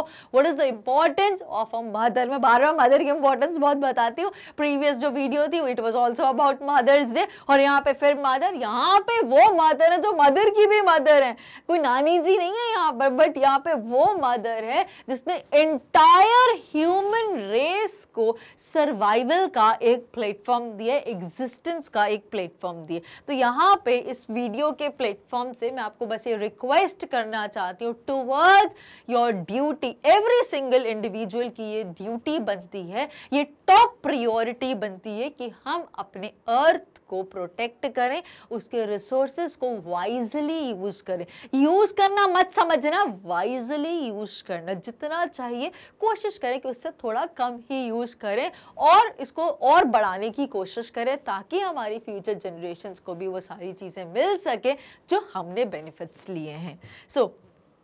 सस्टेनेबल डेवलपमेंट उन्हीं चीज़ों को फोकस करता है। बैलेंस डेवलपमेंट होना चाहिए दैट मीट, जो हमारी नीड्स को फुलफिल भी कर दे without compromising with the future generation need. की हम उनसे कॉम्प्रोमाइज नहीं करें कि तुम्हारी भी नीड होगी तो चलो छोड़ दो, अभी हमने कंज्यूम कर लिया, अब तुम रहने देना। ये कॉम्प्रोमाइजिंग वाली सिचुएशन नहीं, हमारी भी नीड्स फुलफिल हो और इक्वली उनकी नीड्स भी फुलफिल हो। तो बैलेंस जो डेवलपमेंट है उसको सस्टेनेबल डेवलपमेंट यहाँ पर बोला गया है। Then we go with few more phrases. Language, language का मतलब क्या होता है? Lot of species are neglected और गो अननोटिस्ड। तो बहुत सारी लैंग्वेज हम बोलते हैं ना, ये स्पीशीज लैंग्वेज हो गई, इस एक्सटिंक्शन हो गया है। एक्सटिंक्ट का मतलब होता है ऑल टुगेदर खत्म हो जाना, वो प्रजाति लुप्त हो जाती है। तो यहाँ पे लैंग्वेज भी उसी सेंस में यूज किया गया है। बहुत सारी जो ऐसी स्पीशीज है, ह्यूमन स्पीशीज की बात नहीं हो रही, एनिमल्स है, बहुत सारे ऐसे लिविंग बीइंग्स हैं अर्थ पे जिसको अर्थ सपोर्ट करती, और वो बहुत सारी स्पीशीज निग्लेक्ट हो रही है या अननोटिस जा रही है। हम उनकी बिल्कुल भी केयर नहीं कर रहे, हम उन पर बिल्कुल ध्यान नहीं दे रहे, जिसकी वजह से क्या हो रहा है, वो खत्म होने की कगार पर आ गई। तो ये भी हमारी ही ड्यूटी बनती है as a human. Now ignominious darkness, अब इग्नोमिनियस नेगेटिव सेंस में यूज किया गया, डार्कनेस तो होता ही अंधेरा, नेगेटिव का सिंबल है. सो डिसग्रेस्ड और dishonored as nobody has knowledge about them or is enlightened about them. ऐसी कोई चीज जिसके बारे which is discouraged या जिसको डिसऑनर किया गया है क्योंकि किसी को उसके बारे में कुछ भी पता नहीं है, तो उसको इग्नोमिनियस डार्कनेस बोला गया है इस चैप्टर के आर्टिकल में. Last is inter Alia. Inter Alia का मतलब क्या होता है? ये एक फ्रेज यूज किया गया जब हम रीड करेंगे चैप्टर को वर्ड टू वर्ड, तो इंटर आलिया यूज किया गया अमंग अदर थिंग. जब दूसरी चीजों को इससे कंपेयर करें तो ऐसा ऐसे. सो among other things is referred as inter alia in the article. Now this was about the phrases. We have few more to be discussed. The next is decimated. Decimated का मतलब क्या होता है? Deteriorate, decline. D तो negative sense पे use होता है. Decimate का मतलब भी ऐसा ही, to reduce drastically in number. हमारे जो forest है वो drastically हम उनको cut down करें, जंगलों को खत्म कर रहे हैं. बिल्कुल पेड़ लगातार काटते जा रहे हो, जंगल खत्म हो रहे हैं. हम क्या कर रहे हैं? हम क्रॉप्स को कंटिन्यूसली ओवर कंजम्पशन कर रहे हैं और वो बिल्कुल खत्म, वो धरती बिल्कुल सूख गई है. तो डेसिमेटेड का मतलब क्या होता है? To reduce drastically. ड्रास्टिक में बहुत ज्यादा नंबर्स में कोई चीज को कम हो जाना. कैटास्ट्रोफिक डिप्लीशन, अब ये भी इससे मिलता जुलता सेंस में यूज किया गया. कैटास्ट्रोफिक डिप्लीशन, तो डिप्लीट करना मतलब नेचुरल रिसोर्सेज के सेंस में जब वो खत्म होते हैं तो वहां पे हम डिप्लीशन वर्ड यूज करते हैं. आप लोगों ने बचपन में साइंस में भी पढ़ा होगा. अब कैटास्ट्रोफिक डिप्लीशन का मतलब होता है बहुत ही डेंजरस, बहुत ही हार्मफुल बताने के लिए. So a disastrous and harmful reduction in the number of something, इसको catastrophic depletion बोलते हैं. तो यहाँ पे किसको रेफर कर रहा है ये जो डिप्लीशन है, कैटास्ट्रॉफिक डिप्लीशन? इस आर्टिकल में मिस्टर नानी पालकी वाला किसको एड्रेस कर रहे हैं? जो नेचुरल रिसोर्सेज है, जो पेट्रोलियम है, जो फ्यूल है, जो हमें जो नेचुरल चीज़ों से, जो अर्थ के नेचुरल एनवायरनमेंट से जो हमें चीज़ें मिल रही हैं, उनको यहाँ पे कैटास्ट्रॉफिक डिप्लीशन बोला गया है. Next is transcending concern. Transcending, transfer होता आ रहा है, नेवर एंडिंग प्रोसेस है. तो क्या है? जल्दी से पढ़ लेते हैं. A concern that surpasses generation boundaries. It is not only about the present but also about future. Not only about people but also about the planet. अब ट्रांसेंडिंग कंसर्न वो एक ऐसा जो ट्रांसफर हो रहा है और वो नेवर एंडिंग है, वो होता ही जाएगा. Transferring from one generation to another generation. और न सिर्फ वो एक ह्यूमन का कंसर्न है बल्कि एक एंटायर प्लैनेट का कंसर्न है कि हमें उसको प्रोटेक्ट करना है. और एक ऐसा कंसर्न है which is never ending and transferring from generations to generations. I hope it was quite clear to you. So this was all about the phrases which are used in the chapter that is the ailing planet. अब हम कुछ important और कुछ extra question answers को discuss करते हैं जल्दी से. So first is locate the lines in the text that support the title the ailing planet. हमें वो लाइंस को मार्क करना है चैप्टर की रेफरेंस में से जहाँ पे हमें पता चल रहा है प्लैनेट की कंडीशन के बारे में जो कि बहुत ही एलिंग है, जो बहुत ही पुअर हेल्थ में है. Now let's immediately check with the answer. The following lines in the text support the title The Ailing Planet. Are we to leave our successor scorched planet and of advancing deserts, impoverished landscapes and ailing environment? तो हमें यहाँ से पता चल रहा है कि हमारी अर्थ की कंडीशन क्या है? क्वेश्चन मार्क में है, पुअर है, बहुत ही एलिंग कंडीशन है, बहुत ही खराब हो रही है दिन पर दिन. क्यों? क्योंकि वो हमसे क्वेश्चन कर रहे हैं कि क्या हम अपने आने वाली पीढ़ियों को एक ऐसा प्लैनेट देंगे जो बिल्कुल ही स्कॉच है, जो बिल्कुल ही सूखा है? क्या हम उनको डेजर्ट से डेजर्ट्स देंगे बिना किसी हरियाली के? क्या हम उनको इम्पावरिश्ड लैंड, ऐसे लैंडस्केप देंगे जो बिल्कुल ही उपजाऊ नहीं, कितना भी उनको टेक केयर कर लो उन पे आपको कुछ भी फ्रूट नहीं मिलने वाला? तो खाएंगे पिएंगे क्या वो?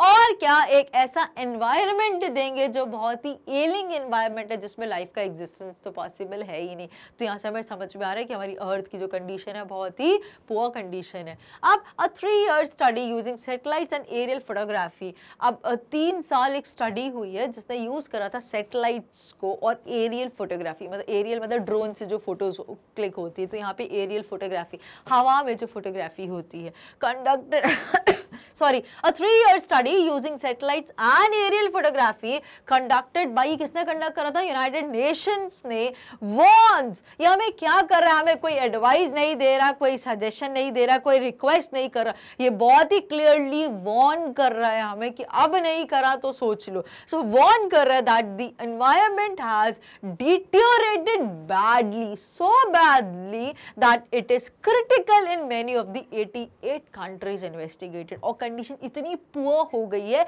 कि सिर्फ हमारे एक प्लैनेट अर्थ की बात जो हो रही है वो सिर्फ एक जगह पर नहीं हुई, बल्कि 88 कंट्रीज में, 88 ऑल टुगेदर कंट्रीज में इन्वेस्टिगेशन हुआ है. और वहां से हमें पता चला कि अर्थ की कंडीशन बहुत ही पुअर, बहुत ही एलिंग हो रही है. तो यहां से भी हमें टॉपिक हमारा जस्टिफाई होता है. Next question, what does the notice, the words, what does the notice, ये जो notice लगा था world's most dangerous animals at a cage in the zoo at Lusaka, Zambia signify. तो ये जो वो cage था वो क्या बताता था कि world's most dangerous animal कौन है? We human being. जब वहाँ पे mirror लगा था, cage खाली था और बस cage में notice लगा था, और वो जो mirror, उसमें एक mirror था बड़ा सा, तो जो भी उसको पढ़ने के लिए जाता और वो read करता कि इसमें कोई भी नहीं, तो ऊपर देखता तो ऊपर mirror था, mirror में उनको खुद की शक्ल. तो दैट इज एक थोड़ा फनी टच दिया है, बट बहुत ही अलार्मिंग टच दिया हुआ है. So let's immediately look with the answer. The notice the world's most dangerous animal at a cage in the zoo at Lusaka, Zambia signifies that man is solely responsible. Only अकेला मात्र man, एक अकेला man ही है जो अकेले human की बात हो रही है. Only man is solely only responsible for all the deterioration in environment and the depletion of natural resources. Thus man in the world is the most dangerous animal. क्यों बोला गया कि हम अकेला ऐसे एक इंसान है who is responsible for deterioration in environment. Environment की जो कंडीशन डिटियोरेट हो रही है, बद से बदतर हो रही है, जो दिन पर दिन गिरती जा रही है, पुअर होती जा रही है, क्यों? ओवर पॉपुलेशन किसने करी? हम लोगों ने करी.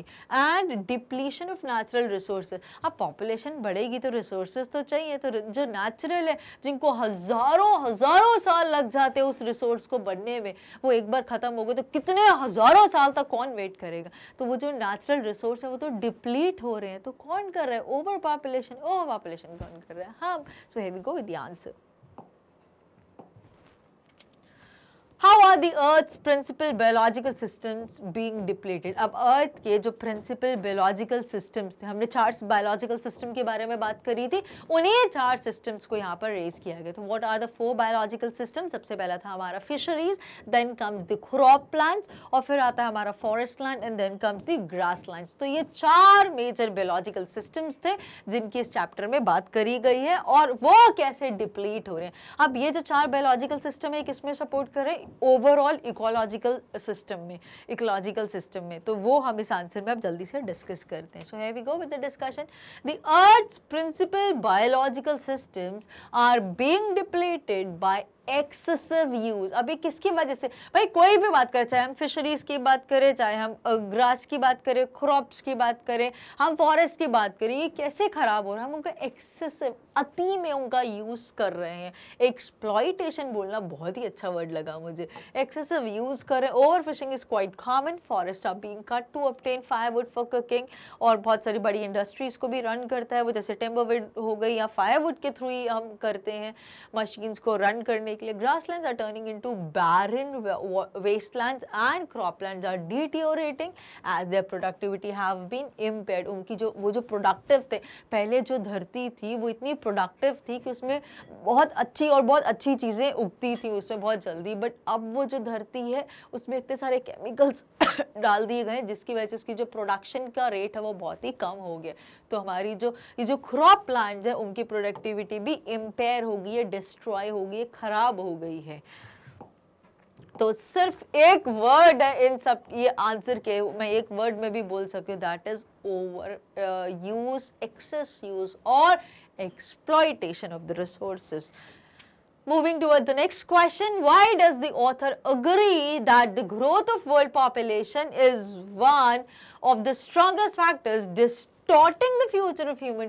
अब डिस्टॉर्ट का मतलब क्या होता है, जैसे मैं आपसे बात कर रही हूँ, कोई अगर डिस्ट्रैक्शन आएगी, कोई डिस्टर्बेंस आएगा तो मेरी आवाज ब्रेक करेगी, डिस्टॉर्ट, टूट जाना। So why does the author agree, author क्यों अग्री करता है कि जो ग्रोथ है वर्ल्ड पॉपुलेशन की, that is one of the strongest, एक बहुत स्ट्रॉन्ग फैक्टर है distortion of the future of human society. Now let's see with the answer. So the growth of world population puts a severe strain on the Earth's principal biological system. तो सबसे बड़ी चीज, again as we have discussed in the theme, हम theme से लेके entire summary और conclusion हमने सब में ये तीनों चीजें बहुत अच्छे से क्लियर कर ली। The major cause of the condition of Earth's ailing planet, Earth which is an ailing planet, that is overpopulation. तो यहाँ पर भी पूछा गया है कि why does the author agree that the growth of world population is one of the strongest factor which is distorting the future of human society? That is obviously, so the growth of world population puts a severe strain, एक बहुत बड़ा strain डालता है, एक point उस पे एक धब्बा बन गया है, like strain on the earth's principal biological systems due to excessive human claims. These reach an unsustainable level where their productivity is damaged. अब क्या बोले, excessive human claims की वजह से ये जो सारी चीजें हैं, natural resources हैं, ये एक अनसस्टेनेबल लेवल पे आ गए जिनको हम सस्टेन नहीं कर पा रहे, इनको रोक नहीं पा रहे हैं, वेयर, और अब इनकी प्रोडक्टिविटी कितनी हो गई है, खत्म हो गई है, डैमेज हो गई है, डिटियोरेट हो रही है। Development is not possible if world population continues to grow so rapidly. और वो बोल रहे हैं सॉरी, डेवलपमेंट पॉसिबल नहीं है, बिकॉज हमने पहले भी जब चैप्टर की समरी देखी थी वहां पर भी हमने बोला था अगर डेवलपमेंट हो जाए तो सारी चीजें प्रॉपर हो जाएंगी। डेवलपमेंट एकमात्र कॉन्ट्रासेप्टिव है, development is the best contraceptive for the problem. अब यहाँ पर कौन सी प्रॉब्लम, ओवर पॉपुलेशन की, तो यहाँ पर भी वही बात करें, डेवलपमेंट इज नॉट पॉसिबल। अब डेवलपमेंट ही नहीं, बात तो करें डेवलपमेंट अच्छा कॉन्ट्रासेप्टिव है, yes we do agree, but problem तो यही है कि डेवलपमेंट ही पॉसिबल नहीं है अगर इतनी पॉपुलेशन बढ़ती जाएगी अलार्मिंग रेट पे। So development is not possible if world population continues to grow rapidly. और ऐसे ही तेजी पे हर 4 डेज में अगर 1 मिलियन पॉपुलेशन इंक्रीज हो रही है तो हम खुद सोच सकते हैं कि उसका ग्राफ कहां पे चला जाएगा। तो इसकी वजह से डेवलपमेंट ही पॉसिबल नहीं, और डेवलपमेंट पॉसिबल नहीं तो जो चारों बायोलॉजिकल सिस्टम्स है वो तो कोलैप्स बहुत जल्दी हो ही जाएंगे। Increasing population brings hunger, poverty and unemployment. और ये जो बढ़ती पॉपुलेशन है वो क्या ला रही है, हंगर, गरीबी, गरीबी ला रही है, सबसे बड़ी चीज, पॉवर्टी, गरीबी, हंगर, लोग भूखे मर रहे हैं, एंड अनएम्प्लॉयमेंट, बिकॉज इतने ज्यादा लोग हो गए हैं बट प्रोपोर्शनेटली रिसोर्सेज तो उतने लिमिटेड हैं, तो कहाँ से लिमिटेड रिसोर्सेज को और बढ़ा सकते हैं। तो एंड ऑफ द डे यहाँ रिजल्ट क्या हो रहा है, पॉवर्टी, हंगर और अनएम्प्लॉयमेंट की तरफ चीजें लीड कर रही हैं। This is the major reason of growing world's population, जिसकी वजह से हमारा जो ह्यूमन का जो फ्यूचर, ह्यूमन सोसाइटी का जो फ्यूचर है वो बहुत ही बड़े क्वेश्चन मार्क में, और वो जीरो समझ में आ रहा है।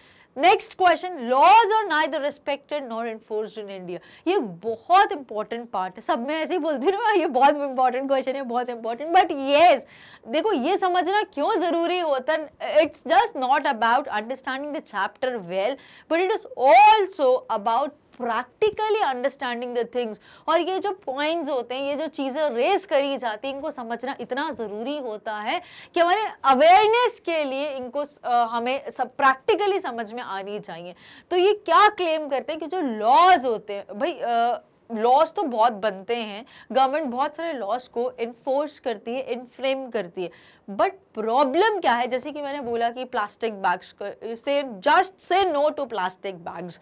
अब लॉ तो बन गया कि इसके अगेंस्ट अगर कोई यूज करे तो there would be heavy fines and penalties imposed और person could be even behind the bars, ये सब बोला जाता है, बट क्या होता है, लॉज एक्चुअल जो फैक्ट, जो हकीकत है वो ये, they are neither respected not enforced in India. उनको बना तो दिया जाता है बट उनको इम्प्लीमेंट नहीं करा जाता, लोग उनको फॉलो नहीं करते। प्रॉब्लम तो वहां पर है। आप बोलो कि हम गवर्नमेंट लॉ बनाते, गवर्नमेंट ने लॉ बनाया हुआ है, but problem we people don't follow it, we don't abide by it. तो वहीं पे एग्जैक्टली सारी चीजें स्टार्ट होती हैं।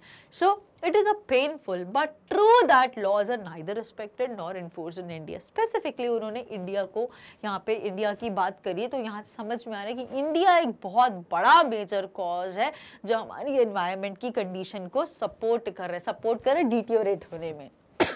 Now let us take examples from everyday life. Almost everyone is almost everyone is conversant with the rule of the road. Still there are cases of wrong overtaking, lane jumping, signal jumping, over speeding and road rage. हम सबको पता है, हमें DL driving licence तभी issue होता है जब हम एक राइड या ड्राइव करके आते हैं और जब हम वेल एक्वेंटेड होते हैं कि ये सिग्नल के रूल्स क्या होते हैं और पेडेस्ट्रियंस को कहाँ ड्राइव करना, स्पीड लिमिट के बारे में हम सिंबल्स को रीड करते हैं, साइन बोर्ड्स को समझ सकते हैं और तब हमें इशू होता है. तो सबको पता है कि बहुत ऑलमोस्ट एवरीवन इज कन्वर्सेंट, हम लोग बहुत वेल वर्स्ड है, वेल कन्वर्स्ड है with the rule of the road. Rules, बहुत सारे रूल्स होते हैं, ठीक है. स्टिल देयर आर, फिर भी केसेस होते हैं, हम वो रेड लाइट को क्रॉस करके चले जाते हैं, हम सिग्नल को जंप कर देते हैं, लेन को जंप कर लेते हैं, हमें अपनी लेन में चलाना चाहिए, हम जंप करके दूसरी की लेन में चले जाएं, सिग्नल को जंप कर लेते हैं. ओवर स्पीडिंग का सिग्नल था, बोर्ड था, फिर भी हमने करा, ठीक है. एंड रोड रेज, ये सारी चीजें जानते हुए भी हम फिर गलतियां करते हैं. आवर लॉज इंसिस्ट अस, हमसे कॉन्टिन्यूअसली रिक्वेस्ट करते हैं on compulsorily elementary education up to the age of 14. Yet we find many illiterate teenager boys or girls of this age loitering around in lanes or employed in petty jobs in roadside restaurants or as domestic servants. अब हम जानते हैं there is a rule which is going against the child labor. ये जानते हुए कि child labor is strictly banned, prohibited है ये, but फिर भी बहुत ही openly किया जा रहा है और हम भी उनसे सर्विसेज लेते हैं. कितनी अच्छी बात है, हम पढ़े लिखे लोग भी. तो यहाँ पे बोल रहे हैं कि yet our laws insist on compulsory और elementary education तो होनी ही चाहिए up to the age of 14 years. जो basic और compulsory जो education है, elementary जो foundation part है वो तो बच्चे का होना चाहिए. One should be that literate, but क्या होता है, yet we find many illiterate teenagers, boys हो या girls of this age, loitering around in lanes, इधर उधर घूम रहे हैं, चीजों को खराब कर रहे हैं, बिकॉज और यहाँ एम्प्लॉय करे गए हैं कहीं ना कहीं, छोटी इधर उधर घूमते फिरते रहते हैं, पढ़ाई लिखाई से कोई मतलब नहीं, या फिर कहीं ना कहीं छोटी मोटी जॉब करते हैं और उनको जितना उनका डे का मिल जाता है, उनकी इनकम हो जाती है, उसको वो उतना नेगेटिव चीजों में यूज कर लेते हैं. और एम्प्लॉयड इन पेटी jobs in road side restaurants और एज डोमेस्टिक सर्वेंट्स, या फिर घर में कोई उनको एज अ लेबर यूज करता है या उनको सर्वेंट या मेड के फॉर्म में रख लेते हैं. जानते हुए भी हम लिटरेट लोग इलिटरेसी को और प्रमोट कर रहे हैं और उसी को प्रोवोक कर रहे हैं. तो ये जो सारी जो नेगेटिव चीजें हैं, जो मैल प्रैक्टिसेस हो रही है, इसमें लॉ की कोई गलती नहीं है. लॉ तो बस बना हुआ है, लेकिन उसको फॉलो करना, उसको इम्प्लीमेंट करना, it is the duty of we human beings, it is the duty of every single citizen to follow them, to respect them and abide by them. उससे बंधे, उसको समझे और उसको implement करें. Now this is really very painful, very very painful. तो हमें चीजों को समझना चाहिए और इनमें और सपोर्ट नहीं करना चाहिए. Next, our constitution insist on the protection and improvement of the environment. हमारी कॉन्स्टिट्यूशन हमें रिस्ट्रिक्ट करती है, हमें इंसिस्ट करती है कि हमें इनको प्रोटेक्ट करना है, इम्प्रूव करना है अपने एनवायरनमेंट को. सिर्फ देखो प्रोटेक्शन से कुछ नहीं होने वाला, हम सिर्फ उसको हम सावधानी दिखाएंगे, उससे कुछ नहीं होना, केयर से कुछ नहीं होगा. हमें उसको ऐसा करना है कि हम उसको क्या करें, उन चीज़ों को इम्प्रूव भी करें. भाई उसकी कंडीशन अभी ये है, हम ये बोले कि ठीक है हम इसको और बुरा नहीं कर रहे, बट वो तो अभी भी एलिंग कंडीशन है, अभी भी पुअर कंडीशन है. हमें ये नहीं सोचना कि इसको और पुअर ना करें, बल्कि हमें ये सोचना है कि हम इस पुअर को गुड की तरफ कैसे लेके जाएं, हमें इसकी कंडीशन को इम्प्रूव कैसे करें, हमें ये सोच रखनी है. सो हमारी जो कॉन्स्टिट्यूशन है, इंडियन कॉन्स्टिट्यूशन जो एक्ट है, Indian constitution law insist on the protection and improvement of the environment. The states have have been given the responsibility of protecting forest and wildlife. ये states ने हमारी duty बनाई है कि it is your major duty क्या करना, given the responsibility of protecting the forest, हमें forest को, जंगलों को बचाना है और wildlife को protect करना है, preserve करना है, conserve करना है. Forests are being cut and illegal shooting of wildlife goes on. अभी भी क्या हो रहा है, irrespective इतने laws बने हैं, इतना constitution acts laws बना रही है, but फिर भी दिन दहाड़े बड़े बड़े पेड़ों को काटा जा रहा है और वाइल्ड लाइफ में जानवरों को, एनिमल क्रिएचर्स को बढ़िया शूट करा जा रहा है अपने पर्पस के लिए. सो Similarly, there are laws regarding abolishing caste. ऐसे ही कुछ कुप्रथाएं हैं, कुछ मैल प्रैक्टिसेस हैं जो सोसाइटी में अभी भी प्रिवेल कर रही हैं, डिस्पाइट कि लॉज बन चुके हैं, एनफ्रेम हो गए हैं, एनफोर्स हो गए हैं, बट इम्प्लीमेंटेशन के लेवल पे बात करें तो that is very poor. So abolishing casteism, casteism के ख़त्म हो जानी चाहिए. अनटचेबिलिटी, छुआछूत नहीं होना चाहिए. बॉन्डेड लेबर, बंधुआ मजदूर, इन सारे चीज़ों को चैप्टर में रेज करा है कि ये लॉज बने हैं, इन सारी माल प्रैक्टिसेस के अगेंस्ट की इन चीज़ों को ख़त्म कर देना चाहिए, बंद कर देना चाहिए.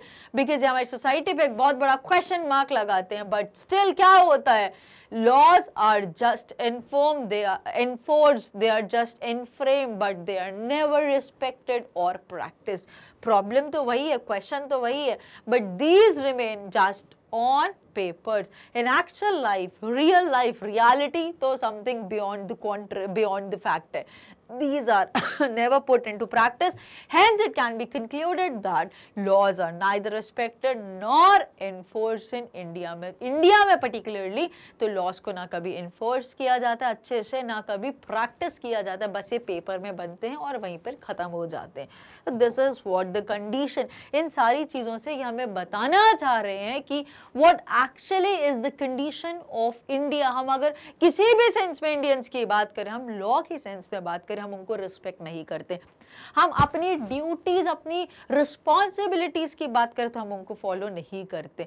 हम पढ़े लिखे बनते हैं बट हम इलिटरेसी, हम पावर्टी, हम हंगर, इन चीज़ों को सपोर्ट करते हैं. ओवर पॉपुलेशन को हम सपोर्ट कर रहे हैं जानते हुए कि हमें हमारी ड्यूटीज क्या हैं. हमें मदर अर्थ हम पढ़ चुके हैं, रिन्यूएबल रिसोर्सेज के बारे में, नॉन रिन्यूएबल, डिग्रेडेबल क्या होता है, नॉन डिग्रेड, फिर भी हम प्लास्टिक बैग्स का यूज करते हैं. हम एनवायरनमेंट के लिए लेस कंसर्न्ड है, ये जानते हुए कि अगर एनवायरनमेंट ने, जो अर्थ ने हमें जो प्लेटफॉर्म दी है सर्वाइवल के लिए, अगर वो प्लैनेट ही एग्जिस्ट नहीं करेगा तो हमारे एग्जिस्टेंस पे कितना बड़ा क्वेश्चन मार्क आएगा. ये सब पता है बट फिर भी हम इग्नोरेंट हैं. तो this leniency should be highly intolerable. Now heading with the next question. So we have not inherited this earth from our forefathers, we have borrowed it from our future generations. हमें ये thought को ध्यान में रखना है. So this is a revolutionary statement by Mr. Lester Brown. It focuses attention, ये हमारा attention focus करता है, हमारा ध्यान केंद्रित करता है कहाँ पर, on the position of man in this universe, कि एक man की क्या position है इस entire universe में. People take it for granted that the earth is theirs. हमें क्या लगता है ये earth तो हमारी है, हम earth को चला रहे हैं, हम तो earth को मशीन समझते हैं. हमने कभी earth को earth समझा ही कहाँ. हमने ये कब समझा कि earth की वजह से हम आज एग्जिस्ट कर रहे हैं. हम और आप जो आज हम पढ़ रहे हैं, जो हम समझ पा रहे हैं, it is just because of the kind and wise support of the अर्थ. लेकिन हम तो अर्थ को एक मशीन समझते हैं, इसके रिसोर्सेज यूटिलाइज करते जाओ और उसको इन रिटर्न कुछ भी मत दो. तो हम क्या करते हैं, people take it for granted that the earth is there. लोगों को लगता है कि अर्थ तो उनकी ही है, एज दे हैव इनहेरिटेड, जैसे कि उन्होंने अपने पिताजी, अपने दादाजी लोगों से उसको विरासत में ली हो. They forget the fact that the real owners, वो ये बात, ये हकीकत, ये फैक्ट भूल जाते हैं कि सच तो ये है कि उन्होंने the real owners of the land are our children. जो इसके सही मालिकाना जो हक है इस चीज़ पे, इस अर्थ प्लैनेट पे, वो किसका है, हमारी कमिंग जनरेशंस का है, हमारे आगे यंग वंस का है. We are only custodians or trustees and we must continue development that meets the needs of the present without compromising with the needs of the future generation. अब ये क्या बोल रहे हैं, हम सिर्फ क्या हैं, हम एक माध्यम है, हम सिर्फ कस्टोडियंस हैं या हम सिर्फ ट्रस्टीज हैं.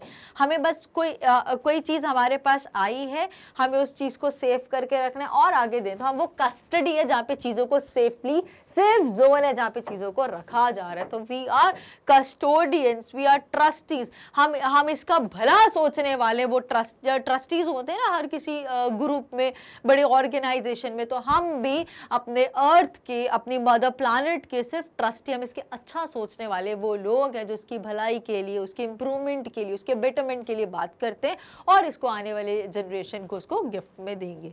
सो और इसके साथ साथ क्या करना है, हमें सस्टेनेबल डेवलपमेंट पे हमें ध्यान देना है, उस पर वर्क करना है. वो क्या बोलती है कि meeting the needs of today's, we are not suppose to ignore और compromising the needs of the future generation. हमें बात बहुत अच्छे से समझ लेनी चाहिए कि अपनी नीड्स को ध्यान में रखते हुए ये कभी ना भूलें कि हम अपनी आने वाली जनरेशन की नीड्स के साथ कॉम्प्रोमाइज़ करें, अपनी भी फुलफिल करें, उनकी भी फुलफिलमेंट का हम ध्यान रखना, ये हमारी ही बेसिक जिम्मेदारी है. सो this is all about this question. Heading with the next remaining part of the question. So we must not strip the natural world of the resources future generation would need. अब यहाँ पे एक और चीज़ बोली गई कि we must not strip the natural world. हमें क्या करना है, ये जो हमें वाइप आउट, हमें क्लियर या ख़त्म नहीं करना, यूज़ करके ख़त्म कर देना, strip out. So we must not strip the natural world of the resources future generation would need. हमें उन चीज़ों को कंज्यूम करके ख़त्म नहीं कर देना जो हमारी फ्यूचर जनरेशन्स को भी ज़रूरत होगी. In our effort to feed the increasing millions, और जो हमारी जो कोशिश है, एक जो एफर्ट है हमारा to feed the increasing millions, ये जो 4 दिन में 1 मिलियन पॉपुलेशन इंक्रीज हो रही है, उनकी नीड्स को मीट करना, जिसकी ड्यूटी हमारी है. We are plundering the heritage of our children. हम क्या कर रहे हैं, हम प्लंडर कर रहे हैं जो हेरिटेज है हमारे बच्चों की, हम उसको बिल्कुल बर्बाद, जो ख़त्म कर रहे हैं.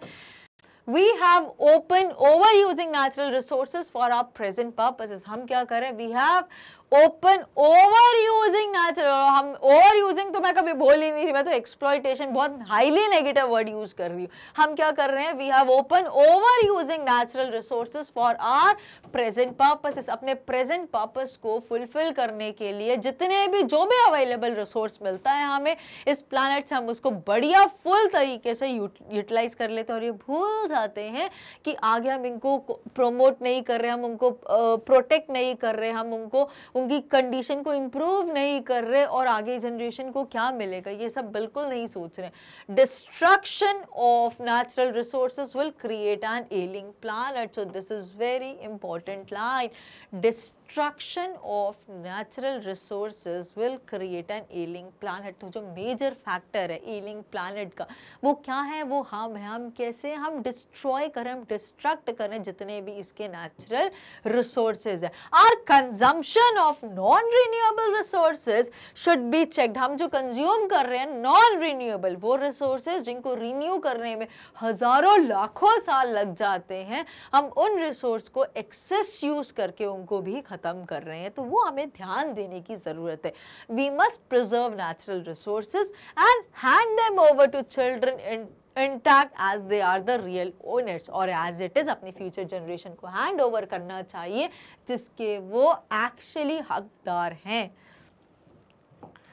So this was how beautifully the answer was presented. Heading with the long question and answers. तो उसमें पहला आता है, why does Mr. Nani Balkiwala call the Earth the ailing planet and how can the ailing planet survive. अब यहाँ पे ये हम पूरा जो भी हमने आर्टिकल को डिस्कस करा उसको हम यहाँ पे रैप अप करेंगे, बिकॉज यहाँ पे दोनों चीज़ों को रेस करा गया. सबसे पहले नानी बाल्कीवाला क्यों बोल रहे हैं अर्थ को एक एलिंग प्लैनेट है और हम कैसे उस एलिंग प्लैनेट को सर्वाइव कर सकते हैं. The signs of earth connected with life necessary for staying alive shows that the earth is a patient. अब हमें कहाँ से पता चला अर्थ एक पेशेंट है?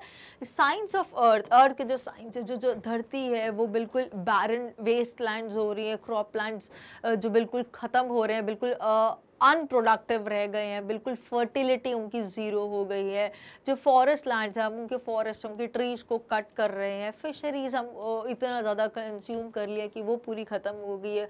एक्वेटिक लाइफ को हमने पूरे पानी को स्पॉइल कर दिया। तो ये जो साइंस है अर्थ के connected with life necessary for staying alive, जो जिंदा रहने के लिए बहुत ज़रूरी हैं, ये हमें बता रहे हैं, shows that the earth is a patient in declining health. अब क्या बता रहे हैं? सारे फैक्टर्स बता रहे हैं कि अर्थ एक पेशेंट है, एक बीमार इंसान है जिसकी हेल्थ बहुत ही पुअर होती जा रही है, दिन पर दिन वो अच्छी नहीं हो रही। इट्स डेजर्ट्स आर एडवांसिंग, और दिन पर दिन जो क्रॉप लैंड्स, जो ग्रास लैंड, जो ग्रीन लैंड बढ़ना चाहिए था, बिकॉज अर्थ में दो चीज़ें मेजरली है।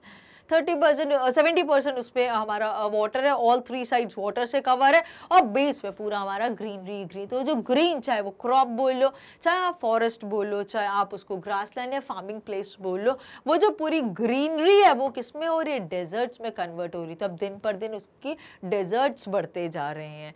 Landscapes are being impoverished and environment is ailing, और जो उसका वातावरण है पोल्यूशन की वजह से पॉपुलेशन की वजह से पोल्यूशन, और वो पूरा एलिंग हो रहा है क्या? Environment of earth. Aerial photography using satellites, अब ये किसने करा था? एरियल फोटोग्राफी हुई थी सैटेलाइट्स का यूज करके, यूनाइटेड नेशंस ने करा था। और जहाँ से हमें क्या पता चला कि ये कंडीशन सिर्फ एक इंडिया एज अ कंट्री में नहीं प्रिवेल हो रही है, ऑल टुगेदर 88 कंट्रीज की ये कंडीशन हो रही है कि वो अर्थ को ऐसा कंसिडर कर रहे हैं, और अर्थ की बहुत पुअर कंडीशन होगी। वहाँ पर भी सब डेजर्ट्स बढ़ते जा रहे हैं, और इम्पावरिश्ड लैंडस्केप हो रहे हैं, एनवायरमेंट वहाँ पे बहुत एलिंग हो रहे हैं। So aerial photography using satellites has revealed that the environment has deteriorated very badly in many parts of the world. सिर्फ यहाँ पर नहीं, बहुत सारे पार्ट्स में 88 कंट्रीज में ऑल टुगेदर अर्थ की ये कंडीशन हो गई। In fact, it has become critical in many of the 88 countries. In fact, अब बहुत ही क्रिटिकल हो गई कि बचाना ही मुश्किल हो गया, अपना सर्वाइवल जीरो हो गया है। The concept of sustainable development and green movement, ये green movement कब स्टार्ट हुआ था? 1972 में। So the green movement can help the ailing planet to survive. अब अगर कोई एक मात्र जो ऑप्शन अवेलेबल है हमारे पास, that is the role of green movement. तो इसीलिए हमारा टॉपिक ही पूरा टाइटल ऐसा है इस आर्टिकल का, ailing planet और फिर the green movement's role। तो ailing planet में इस the ailing planet में green मोमेंट का क्या रोल है कि उसका शायद कोई सर्वाइवल पॉसिबल हो जाए। The concept of sustainable development and green movement can help the ailing planet to survive. सिर्फ ग्रीन मूवमेंट नहीं, सस्टेनेबल डेवलपमेंट पे भी हमें वर्क करना पड़ेगा। ये दो जो ज्वाइंटली, एक सस्टेनेबल डेवलपमेंट और ग्रीन मूवमेंट टुगेदर हमें हेल्प कर सकती है हमारे एलिंग प्लैनेट को सर्वाइव करने में। People must discharge their moral responsibility as stewards of the planet and trustees of the legacy of the future generation. अब बहुत अच्छी बात बोली। तो आपको और हमें क्या समझना है अपने आप को स्टीवर्ड्स ऑफ द प्लैनेट। अब तो हमें क्या समझना है अपने आप को? Stewards of the planet. अब स्टीवर्ड्स का मतलब क्या होता है? Flight stewards. फ्लाइट में दो लोग होते हैं, एक होता है फ्लाइट एयर होस्टेस और दूसरा होता है स्टीवर्ड्स। तो फ्लाइट में जो मेल स्टाफ जो लोगों को सर्व करते हैं उनको स्टीवर्ड्स बोला जाता है। सो अब हम क्या बन गए? अब हम स्टीवर्ड्स हो गए। और क्या बनना है हमें? ट्रस्टीज। तो ट्रस्टीज कौन होते हैं? जैसे मैंने पहले ही बताया था, जो फाउंडेशन ग्रुप ऑफ मैनेजर्स हो सकता है, जो चीज़ों की टेक केयर करते हैं, गवर्न करते हैं, उनकी केयर करते हैं, उनकी रिस्पॉन्सिबिलिटी लेते हैं, उनको ट्रस्टी, जो भले के बारे में सोचते हैं। तो अब people must discharge their moral responsibility. अब हमारी जो being a steward, being a trustee, हमारी जो मॉरल रिस्पॉन्सिबिलिटी, जो हमारी मॉरल ड्यूटी बनती है, वो अब हमें करनी है एज अ स्टीवर्ड बन के और एज अ ट्रस्टी बन के। किसका? Of the legacy of the future generation. जो लीगेसी में हमें जो मिली है चीज़ें, वो हमें अपनी आने वाली फ्यूचर जनरेशन को देनी है, और उसके लिए हमें स्टीवर्ड और ट्रस्टी का रोल प्ले करना पड़ेगा। और उनकी जो मॉरल ड्यूटीज होती हैं वो हमें अपनी मॉरल रिस्पॉन्सिबिलिटीज बन के उनको फ्लो करना पड़ेगा। The plundering of the natural resources should be controlled. और ये जो ओवर एक्सप्लॉइटेशन हो रहा है नेचुरल रिसोर्सेज का, जो एक्सेस यूज हो रहा है नेचुरल रिसोर्सेज का, उसको कुछ भी करके, कैसे भी करके, बाय हुक और क्रुक हमें उसको कंट्रोल करना ही होगा। These must be preserve for the future generation. और क्या बोला गया, इनको हमें कुछ भी करके प्रिजर्व करना ही होगा फॉर द कमिंग जनरेशंस और future generations to come. Now next question, what are the earth's principal biological systems, why have they been depleted and how can they be preserved? वो अर्थ के 4 biological systems हम discuss कर चुके हैं, अब वो क्यों डिप्लीट हो रहे हैं और हम उनको कैसे रोक सकते हैं, तो वो इस कंप्लीट आंसर में हम डिस्कस करते हैं जल्दी से। The earth has 4 principal biological systems. These are fisheries, forest, grasslands and croplands. They form the basis of the world's economic system. World की जो 98% जो इकोनॉमी है वो इन 4 चीजों की वजह से चल रही है। They supply us food and raw material for industry. These biological systems are being depleted. ये जो 4 biological systems है ये deplete हो रहे हैं, खत्म हो रहे हैं by excessive use. Overfishing is quite common. Forests are being destroyed to obtain firewood for cooking. In many areas of the world, these biological systems have reached an unsustainable level.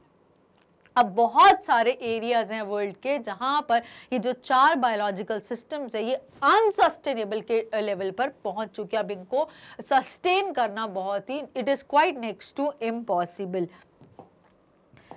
So I hope इसमें बहुत ज़्यादा explanation required नहीं, because इसके बारे में हम 2-3 बार already discuss कर चुके हैं, शॉर्ट आंसर में भी और समरी में भी। So grass lands are turning into deserts and unproduce from crop plants is decreasing. जो ग्रास लैंड्स है वो डेजर्ट बन रहे हैं और जो भी प्रोड्यूस मिलता है हमें क्रॉप प्लांट्स, जो भी खेती बाड़ी से जो हमें फ्रूट्स मिलते हैं, जो भी उसका प्रोडक्ट मिलता है, फल फूल जो मिलते हैं वो भी डिक्रीज हो रही है, उनकी प्रोडक्टिविटी भी कम हो रही है, उनकी फर्टिलिटी भी कम हो रही है लैंड की। It seems they have lost their productivity. ऐसा लग रहा है उनकी productivity बिल्कुल खत्म हो गई है। The decimation of forest is likely to cause extinction of several species. अब क्या बोले, जो decimation of forest कर रहे हैं, जो cutting down of forest हो रहा है, that is likely, जो हम clearing कर रहे हैं ना forest को, जब हम अब घर बनाने के लिए कोई कंपनी बन रही है, ऑफिस बन रहा है, इंस्टीट्यूट बन रहा है, तो उसके लिए जो forest land को clear किया जा रही है उसकी बात कर रहे हैं। So the decimation of forest is likely to cause extinction of several species. अब हम जो forest को जो cut down कर रहे हैं drastically at an alarming rate, at a very fast speed, उसकी वजह से क्या हो रहा है, सिर्फ पेड़ नहीं कट रहे हैं, सिर्फ forest land खत्म नहीं हो रहे, but जो कि एक major house है बहुत सारी species के existence का, हम उनके घरों को खत्म कर रहे हैं, उनकी shelter को खत्म कर रहे हैं। आप लोगों को जैसे पता होगा कि फॉरेस्ट जो जंगल एरिया होता है वहाँ पे बहुत सारे लिविंग बींग्स रहते हैं, एनिमल्स, बर्ड्स और कुछ और प्रजातियाँ वहाँ पे रहती है जो पेड़ों में कहीं ना कहीं अपना घर बनाती हैं, पेड़ों के नीचे अपना घर बनाती है अंडरग्राउंड में। तो जब वो फॉरेस्ट ही हट जाएंगे तो वो जो सारी स्पीशीज है जिनके वो घर थे, उनके वो घर ही नहीं रहेंगे तो वो कहाँ सर्वाइव करेंगी। तो हम सिर्फ फॉरेस्ट लैंड खत्म नहीं कर रहे, बट बहुत सारी ऐसी स्पीशीज है जिनको हम खत्म होने के कगार पे ला रहे हैं, और फॉरेस्ट तो इसके साथ हो ही रहे।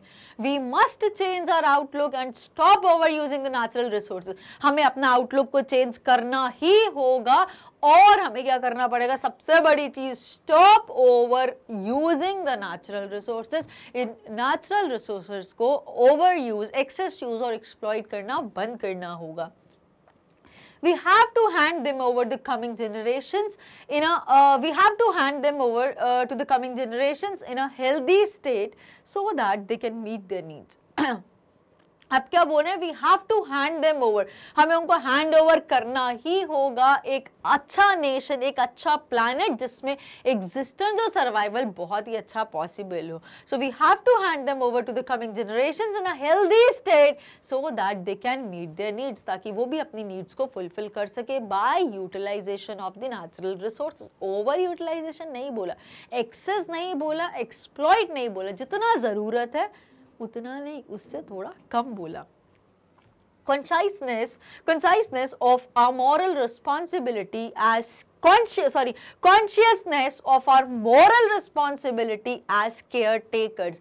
अब ये ध्यान रखें, जो हमारी moral duty है as caretaker, हमारे parents हमारी caretakers होते हैं जिसकी हम देखभाल करते हैं. So consciousness, ध्यान से अपनी moral responsibilities को ध्यान रखें जैसा कि एक caretaker की होती है, of the legacy of our children can help to preserve these non-renewable resources.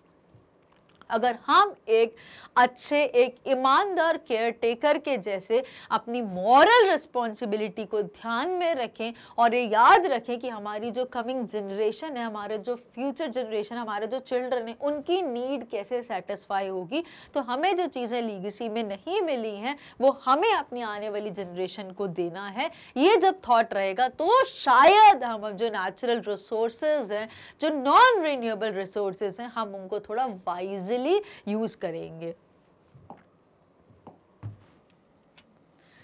So, for the first time in human history, we see our transcending concern, the survival not just for the people but for the planet. We need to elucidate this, we need to explain this and justify this. तो क्या है, हमने पहले भी पढ़ा था, for the पहली बार ऐसा हुआ है ह्यूमन सोसाइटी में जहाँ पे ट्रांसेंडिंग कंसर्न हुआ है. ये हमने फ्रेजेस में डिस्कस करा था वर्ड, एक विच इज एक ऐसा कंसर्न जो कभी एंड नहीं हो रहा, from generation to generation pass हो रहा है, और वो कंसर्न किसका, टुवर्ड्स द मदर प्लैनेट. अब यहाँ पे survival is not just for the people but for the entire planet, जिसके हम ह्यूमंस छोटे छोटे पार्ट हैं. अभी उसकी बात हो रही है. So let's discuss this interesting question. In the 20th century, there has been a revolutionary change. अब 20th century में एक revolution आई थी, एक revolutionary change आया था in human perception. 20th century में human की जो सोच है उसमें एक तेज आया, एक बदलाव आया, एक रिवॉल्यूशन आई, कुछ चेंज हुआ. किसमें, हमारी सोच में, हमारे देखने के नजरिए में, हमारे सोचने के नजरिए में. We have begun to take a holistic view of the very basic of our existence. अब हमने एक होलिस्टिक व्यू, एक इकोनॉमिक व्यू देखना शुरू कर दिया. किसके लिए, of the very basis of our existence, जो बेस है हमारे एग्जिस्टेंस का, हम उसके लिए अब एक होलिस्टिक व्यू रख रहे हैं, उसके लिए एक इकोनॉमिक व्यू रख रहे हैं. The earth is now regarded as a living organism, और अर्थ को अब क्या कंसिडर करा गया कि एक लिविंग ऑर्गेनिज्म है. अब हम we don't consider any more earth as a machine, जिसको हम पहले समझा करते थे, और ये सोच अब चेंज हो गई 20th सेंचुरी में. अब हम इतने समझदार हो गए, अब हमें इतनी चीजों की समझ आ गई. क्यों आई है, बिकॉज जब हमें पता चला कि सर्वाइवल क्वेश्चन में हो गया, हमें पता नहीं अगर हम ऐसे ही करते रहेंगे तो फ्यूचर जनरेशन सर्वाइव करे या ना करे वो तो पता ही नहीं, बट हमारा ही सर्वाइवल पॉसिबल नहीं. तो जब हमें ये चीज समझ में आई, जब क्वेश्चन रेज हुआ सर्वाइवल में और एग्जिस्टेंस ऑफ लाइफ में, तब हमने जो हमारा व्यू था हमने उसको थोड़ा सा चेंज किया, उसमें रिवॉल्यूशन आई, और अब हम अर्थ को एज अ ह्यूमन कंसीडर करने लगे कि अर्थ की भी कुछ नीड्स, कुछ डिमांड होती है. अगर हम उससे कुछ बहुत कुछ अगर ले रहे हैं तो थोड़ा बहुत उसको भी कुछ दें. So you begin to take a holistic view of the very basis of existence. The earth is now regarded as a living organism of which we are parts. अर्थ हमारी पार्ट नहीं है, एक अर्थ एक मदर है जिसके हम छोटे छोटे से पार्ट है. हमारा जन्म उसकी वजह से पॉसिबल है, हमारी लाइफ उसकी वजह से एग्जिस्ट कर पा रही है. It has its own metabolic needs and processes. उसके खुद के भी एक metabolic needs होती है और उसका खुद भी कुछ प्रोसेस होता है. अब अर्थ का क्या प्रोसेस है, जैसे कि अगर हम वाटर साइकिल की बात करें तो ये जो नेचुरल ये लाइफ साइकिल्स होती है, हमने फूड चेन पढ़ी थी, फूड साइकिल पढ़ी थी, तो अर्थ के भी खुद के कुछ मेटाबॉलिक सिस्टम्स होते हैं, अर्थ के भी खुद के कुछ प्रोसेस होते हैं. तो ये प्रोसेस या मेटाबॉलिज्म कैसे हो पाएगा अगर हम अर्थ की चीज़ें ही खत्म कर रहे हैं. तो जैसे कि हमने वाटर सोर्सेज पढ़े, हमने फिशरीज के बारे में पढ़ा, अगर वहाँ का पानी पोल्यूट कर देंगे तो वो पानी पेड़ों को कैसे अच्छा मिलेगा, पेड़ों को हम कट कर रहे हैं तो रेनफॉल कैसे आएगी. तो ये पूरी साइकिल इंटरडिपेंडेंट है, इंटरवोवन और इंटरकनेक्टेड है. एक भी चीज़ खराब होगी तो पूरा अर्थ का मेटाबॉलिक, इंटायर अर्थ के जितने भी प्रोसेस हैं वो सब कहीं ना कहीं डैमेज होंगे, खराब होंगे. सो now it has its own metabolic needs and processes necessary for staying alive, which need to be respected and preserve, जिसको बहुत ज़रूरी है कि हम ड्यू रिस्पेक्ट दें और प्रॉपर तरीके से उनको प्रोटेक्ट करके रखें, बिकॉज अगर हम ऐसा नहीं करेंगे तो अर्थ का सर्वाइवल बहुत बड़ा क्वेश्चन मार्क आ जाएगा. The environmental problem doesn't necessarily indicate our death, it is our passport for the future. तो अभी क्या बोल रहे हैं कि अभी जो एनवायरनमेंट की जो प्रॉब्लम है, जो एलिंग एनवायरनमेंट है अभी का, ये नेसेसरी नहीं है, इंडिकेट नहीं करता कि हमारी डेथ हो जाएगी, बट ये एक पासपोर्ट है, ये एक एंट्री है हमारे फ्यूचर जनरेशन्स के लिए जो हम उनको दे रहे हैं. हम उनको एक, जैसे पासपोर्ट का पर्पस क्या होता है, हमें एक जगह से दूसरी जगह अगर ट्रेवल करना है तो हमें पासपोर्ट दिखाना होता है. तो सिमिलरली ये पासपोर्ट, अगर हम फ्यूचर में ट्रेवल कर रहे हैं, अगर हमारी फ्यूचर जनरेशन आगे आ रही है तो हम उनको क्या चीज़ दिखाने वाले, आईडी क्या दिखाएंगे, ये सूखी चीज़ है, ये ख़त्म चीज़ है जिसमें कुछ भी नहीं पॉसिबल, लाइफ एग्जिस्टेंस पॉसिबल नहीं है, तो क्या हम उसको ये दिखाएंगे. So it's all about that. Now a new world vision has emerge, और इसीलिए अब नए वर्ल्ड का एक विजन आया है. It is a holistic view and ecological view. This regards the world as a whole. अब ये वर्ल्ड को क्या कंसिडर करता है, एज अ होल, एक पूरा एक यूनिवर्स है, एक पूरा एक प्लानट है, और जिसमें अलग अलग छोटे छोटे पार्ट्स, वो उससे अलग नहीं, वो उसी से जुड़े हुए हैं, उसी में जाके मिल जाते हैं. This regards the world as a whole rather than a collection of isolated parts. This vision has ushered in the era of responsibility. Industrialists, politicians and writers have become environment friendly and realized their responsibility in preserving the non-renewable resources. अब यहाँ पर क्या बोला है कि ये जो regard था वर्ल्ड का, अब क्या हो गया कि हम वर्ल्ड को एक कंसिडर कर रहे हैं. हम ये नहीं समझ रहे कि ये अलग पार्ट है, ये उसका अलग पार्ट है, ये अलग है, नहीं, ये सब मिला के हमारा पूरा एक अर्थ प्लैनेट बनता है. अब हमें ये समझ में आ गया. ये विजन किसने अशर करा है, in the era of responsibility. अब ये जो विजन है फ्लो होके आया है जब हमने सबने अपनी जिम्मेदारी खुद से समझी, खुद की रिस्पॉन्सिबिलिटी समझी और उनको फुलफिल करने की भी ड्यूटी समझी. बिकॉज मेजर पार्ट तो भाई ये फुलफिल करना. अब चाहे वो इंडस्ट्रियलिस्ट हो, बड़े बड़े इंडस्ट्रीज को रन करने वाले हो, चाहे बड़े बड़े पॉलिटिशियंस हो या फिर राइटर्स के हो, सब ने अपने अपने तरीके से एक इनिशिएटिव लिया, एक एफर्ट लिया और एनवायरनमेंट फ्रेंडली प्रैक्टिसेस को अप्रोच किया और रियलाइज करा कि हमारी ड्यूटी क्या है, कि हम किस तरीके से कंट्रीब्यूट कर सकते हैं अर्थ के प्रिजर्वेशन में, और ताकि उसके जितने भी नॉन रिन्यूएबल रिसोर्सेज उनको कैसे बचाया जा सकते. सबने अपने अपने लेवल पे कुछ ना कुछ इनिशिएटिव्स लिए, एफर्ट्स करे, endless efforts in contribution towards the stability, towards the sustainability, towards the development, towards the ailing health of the planet.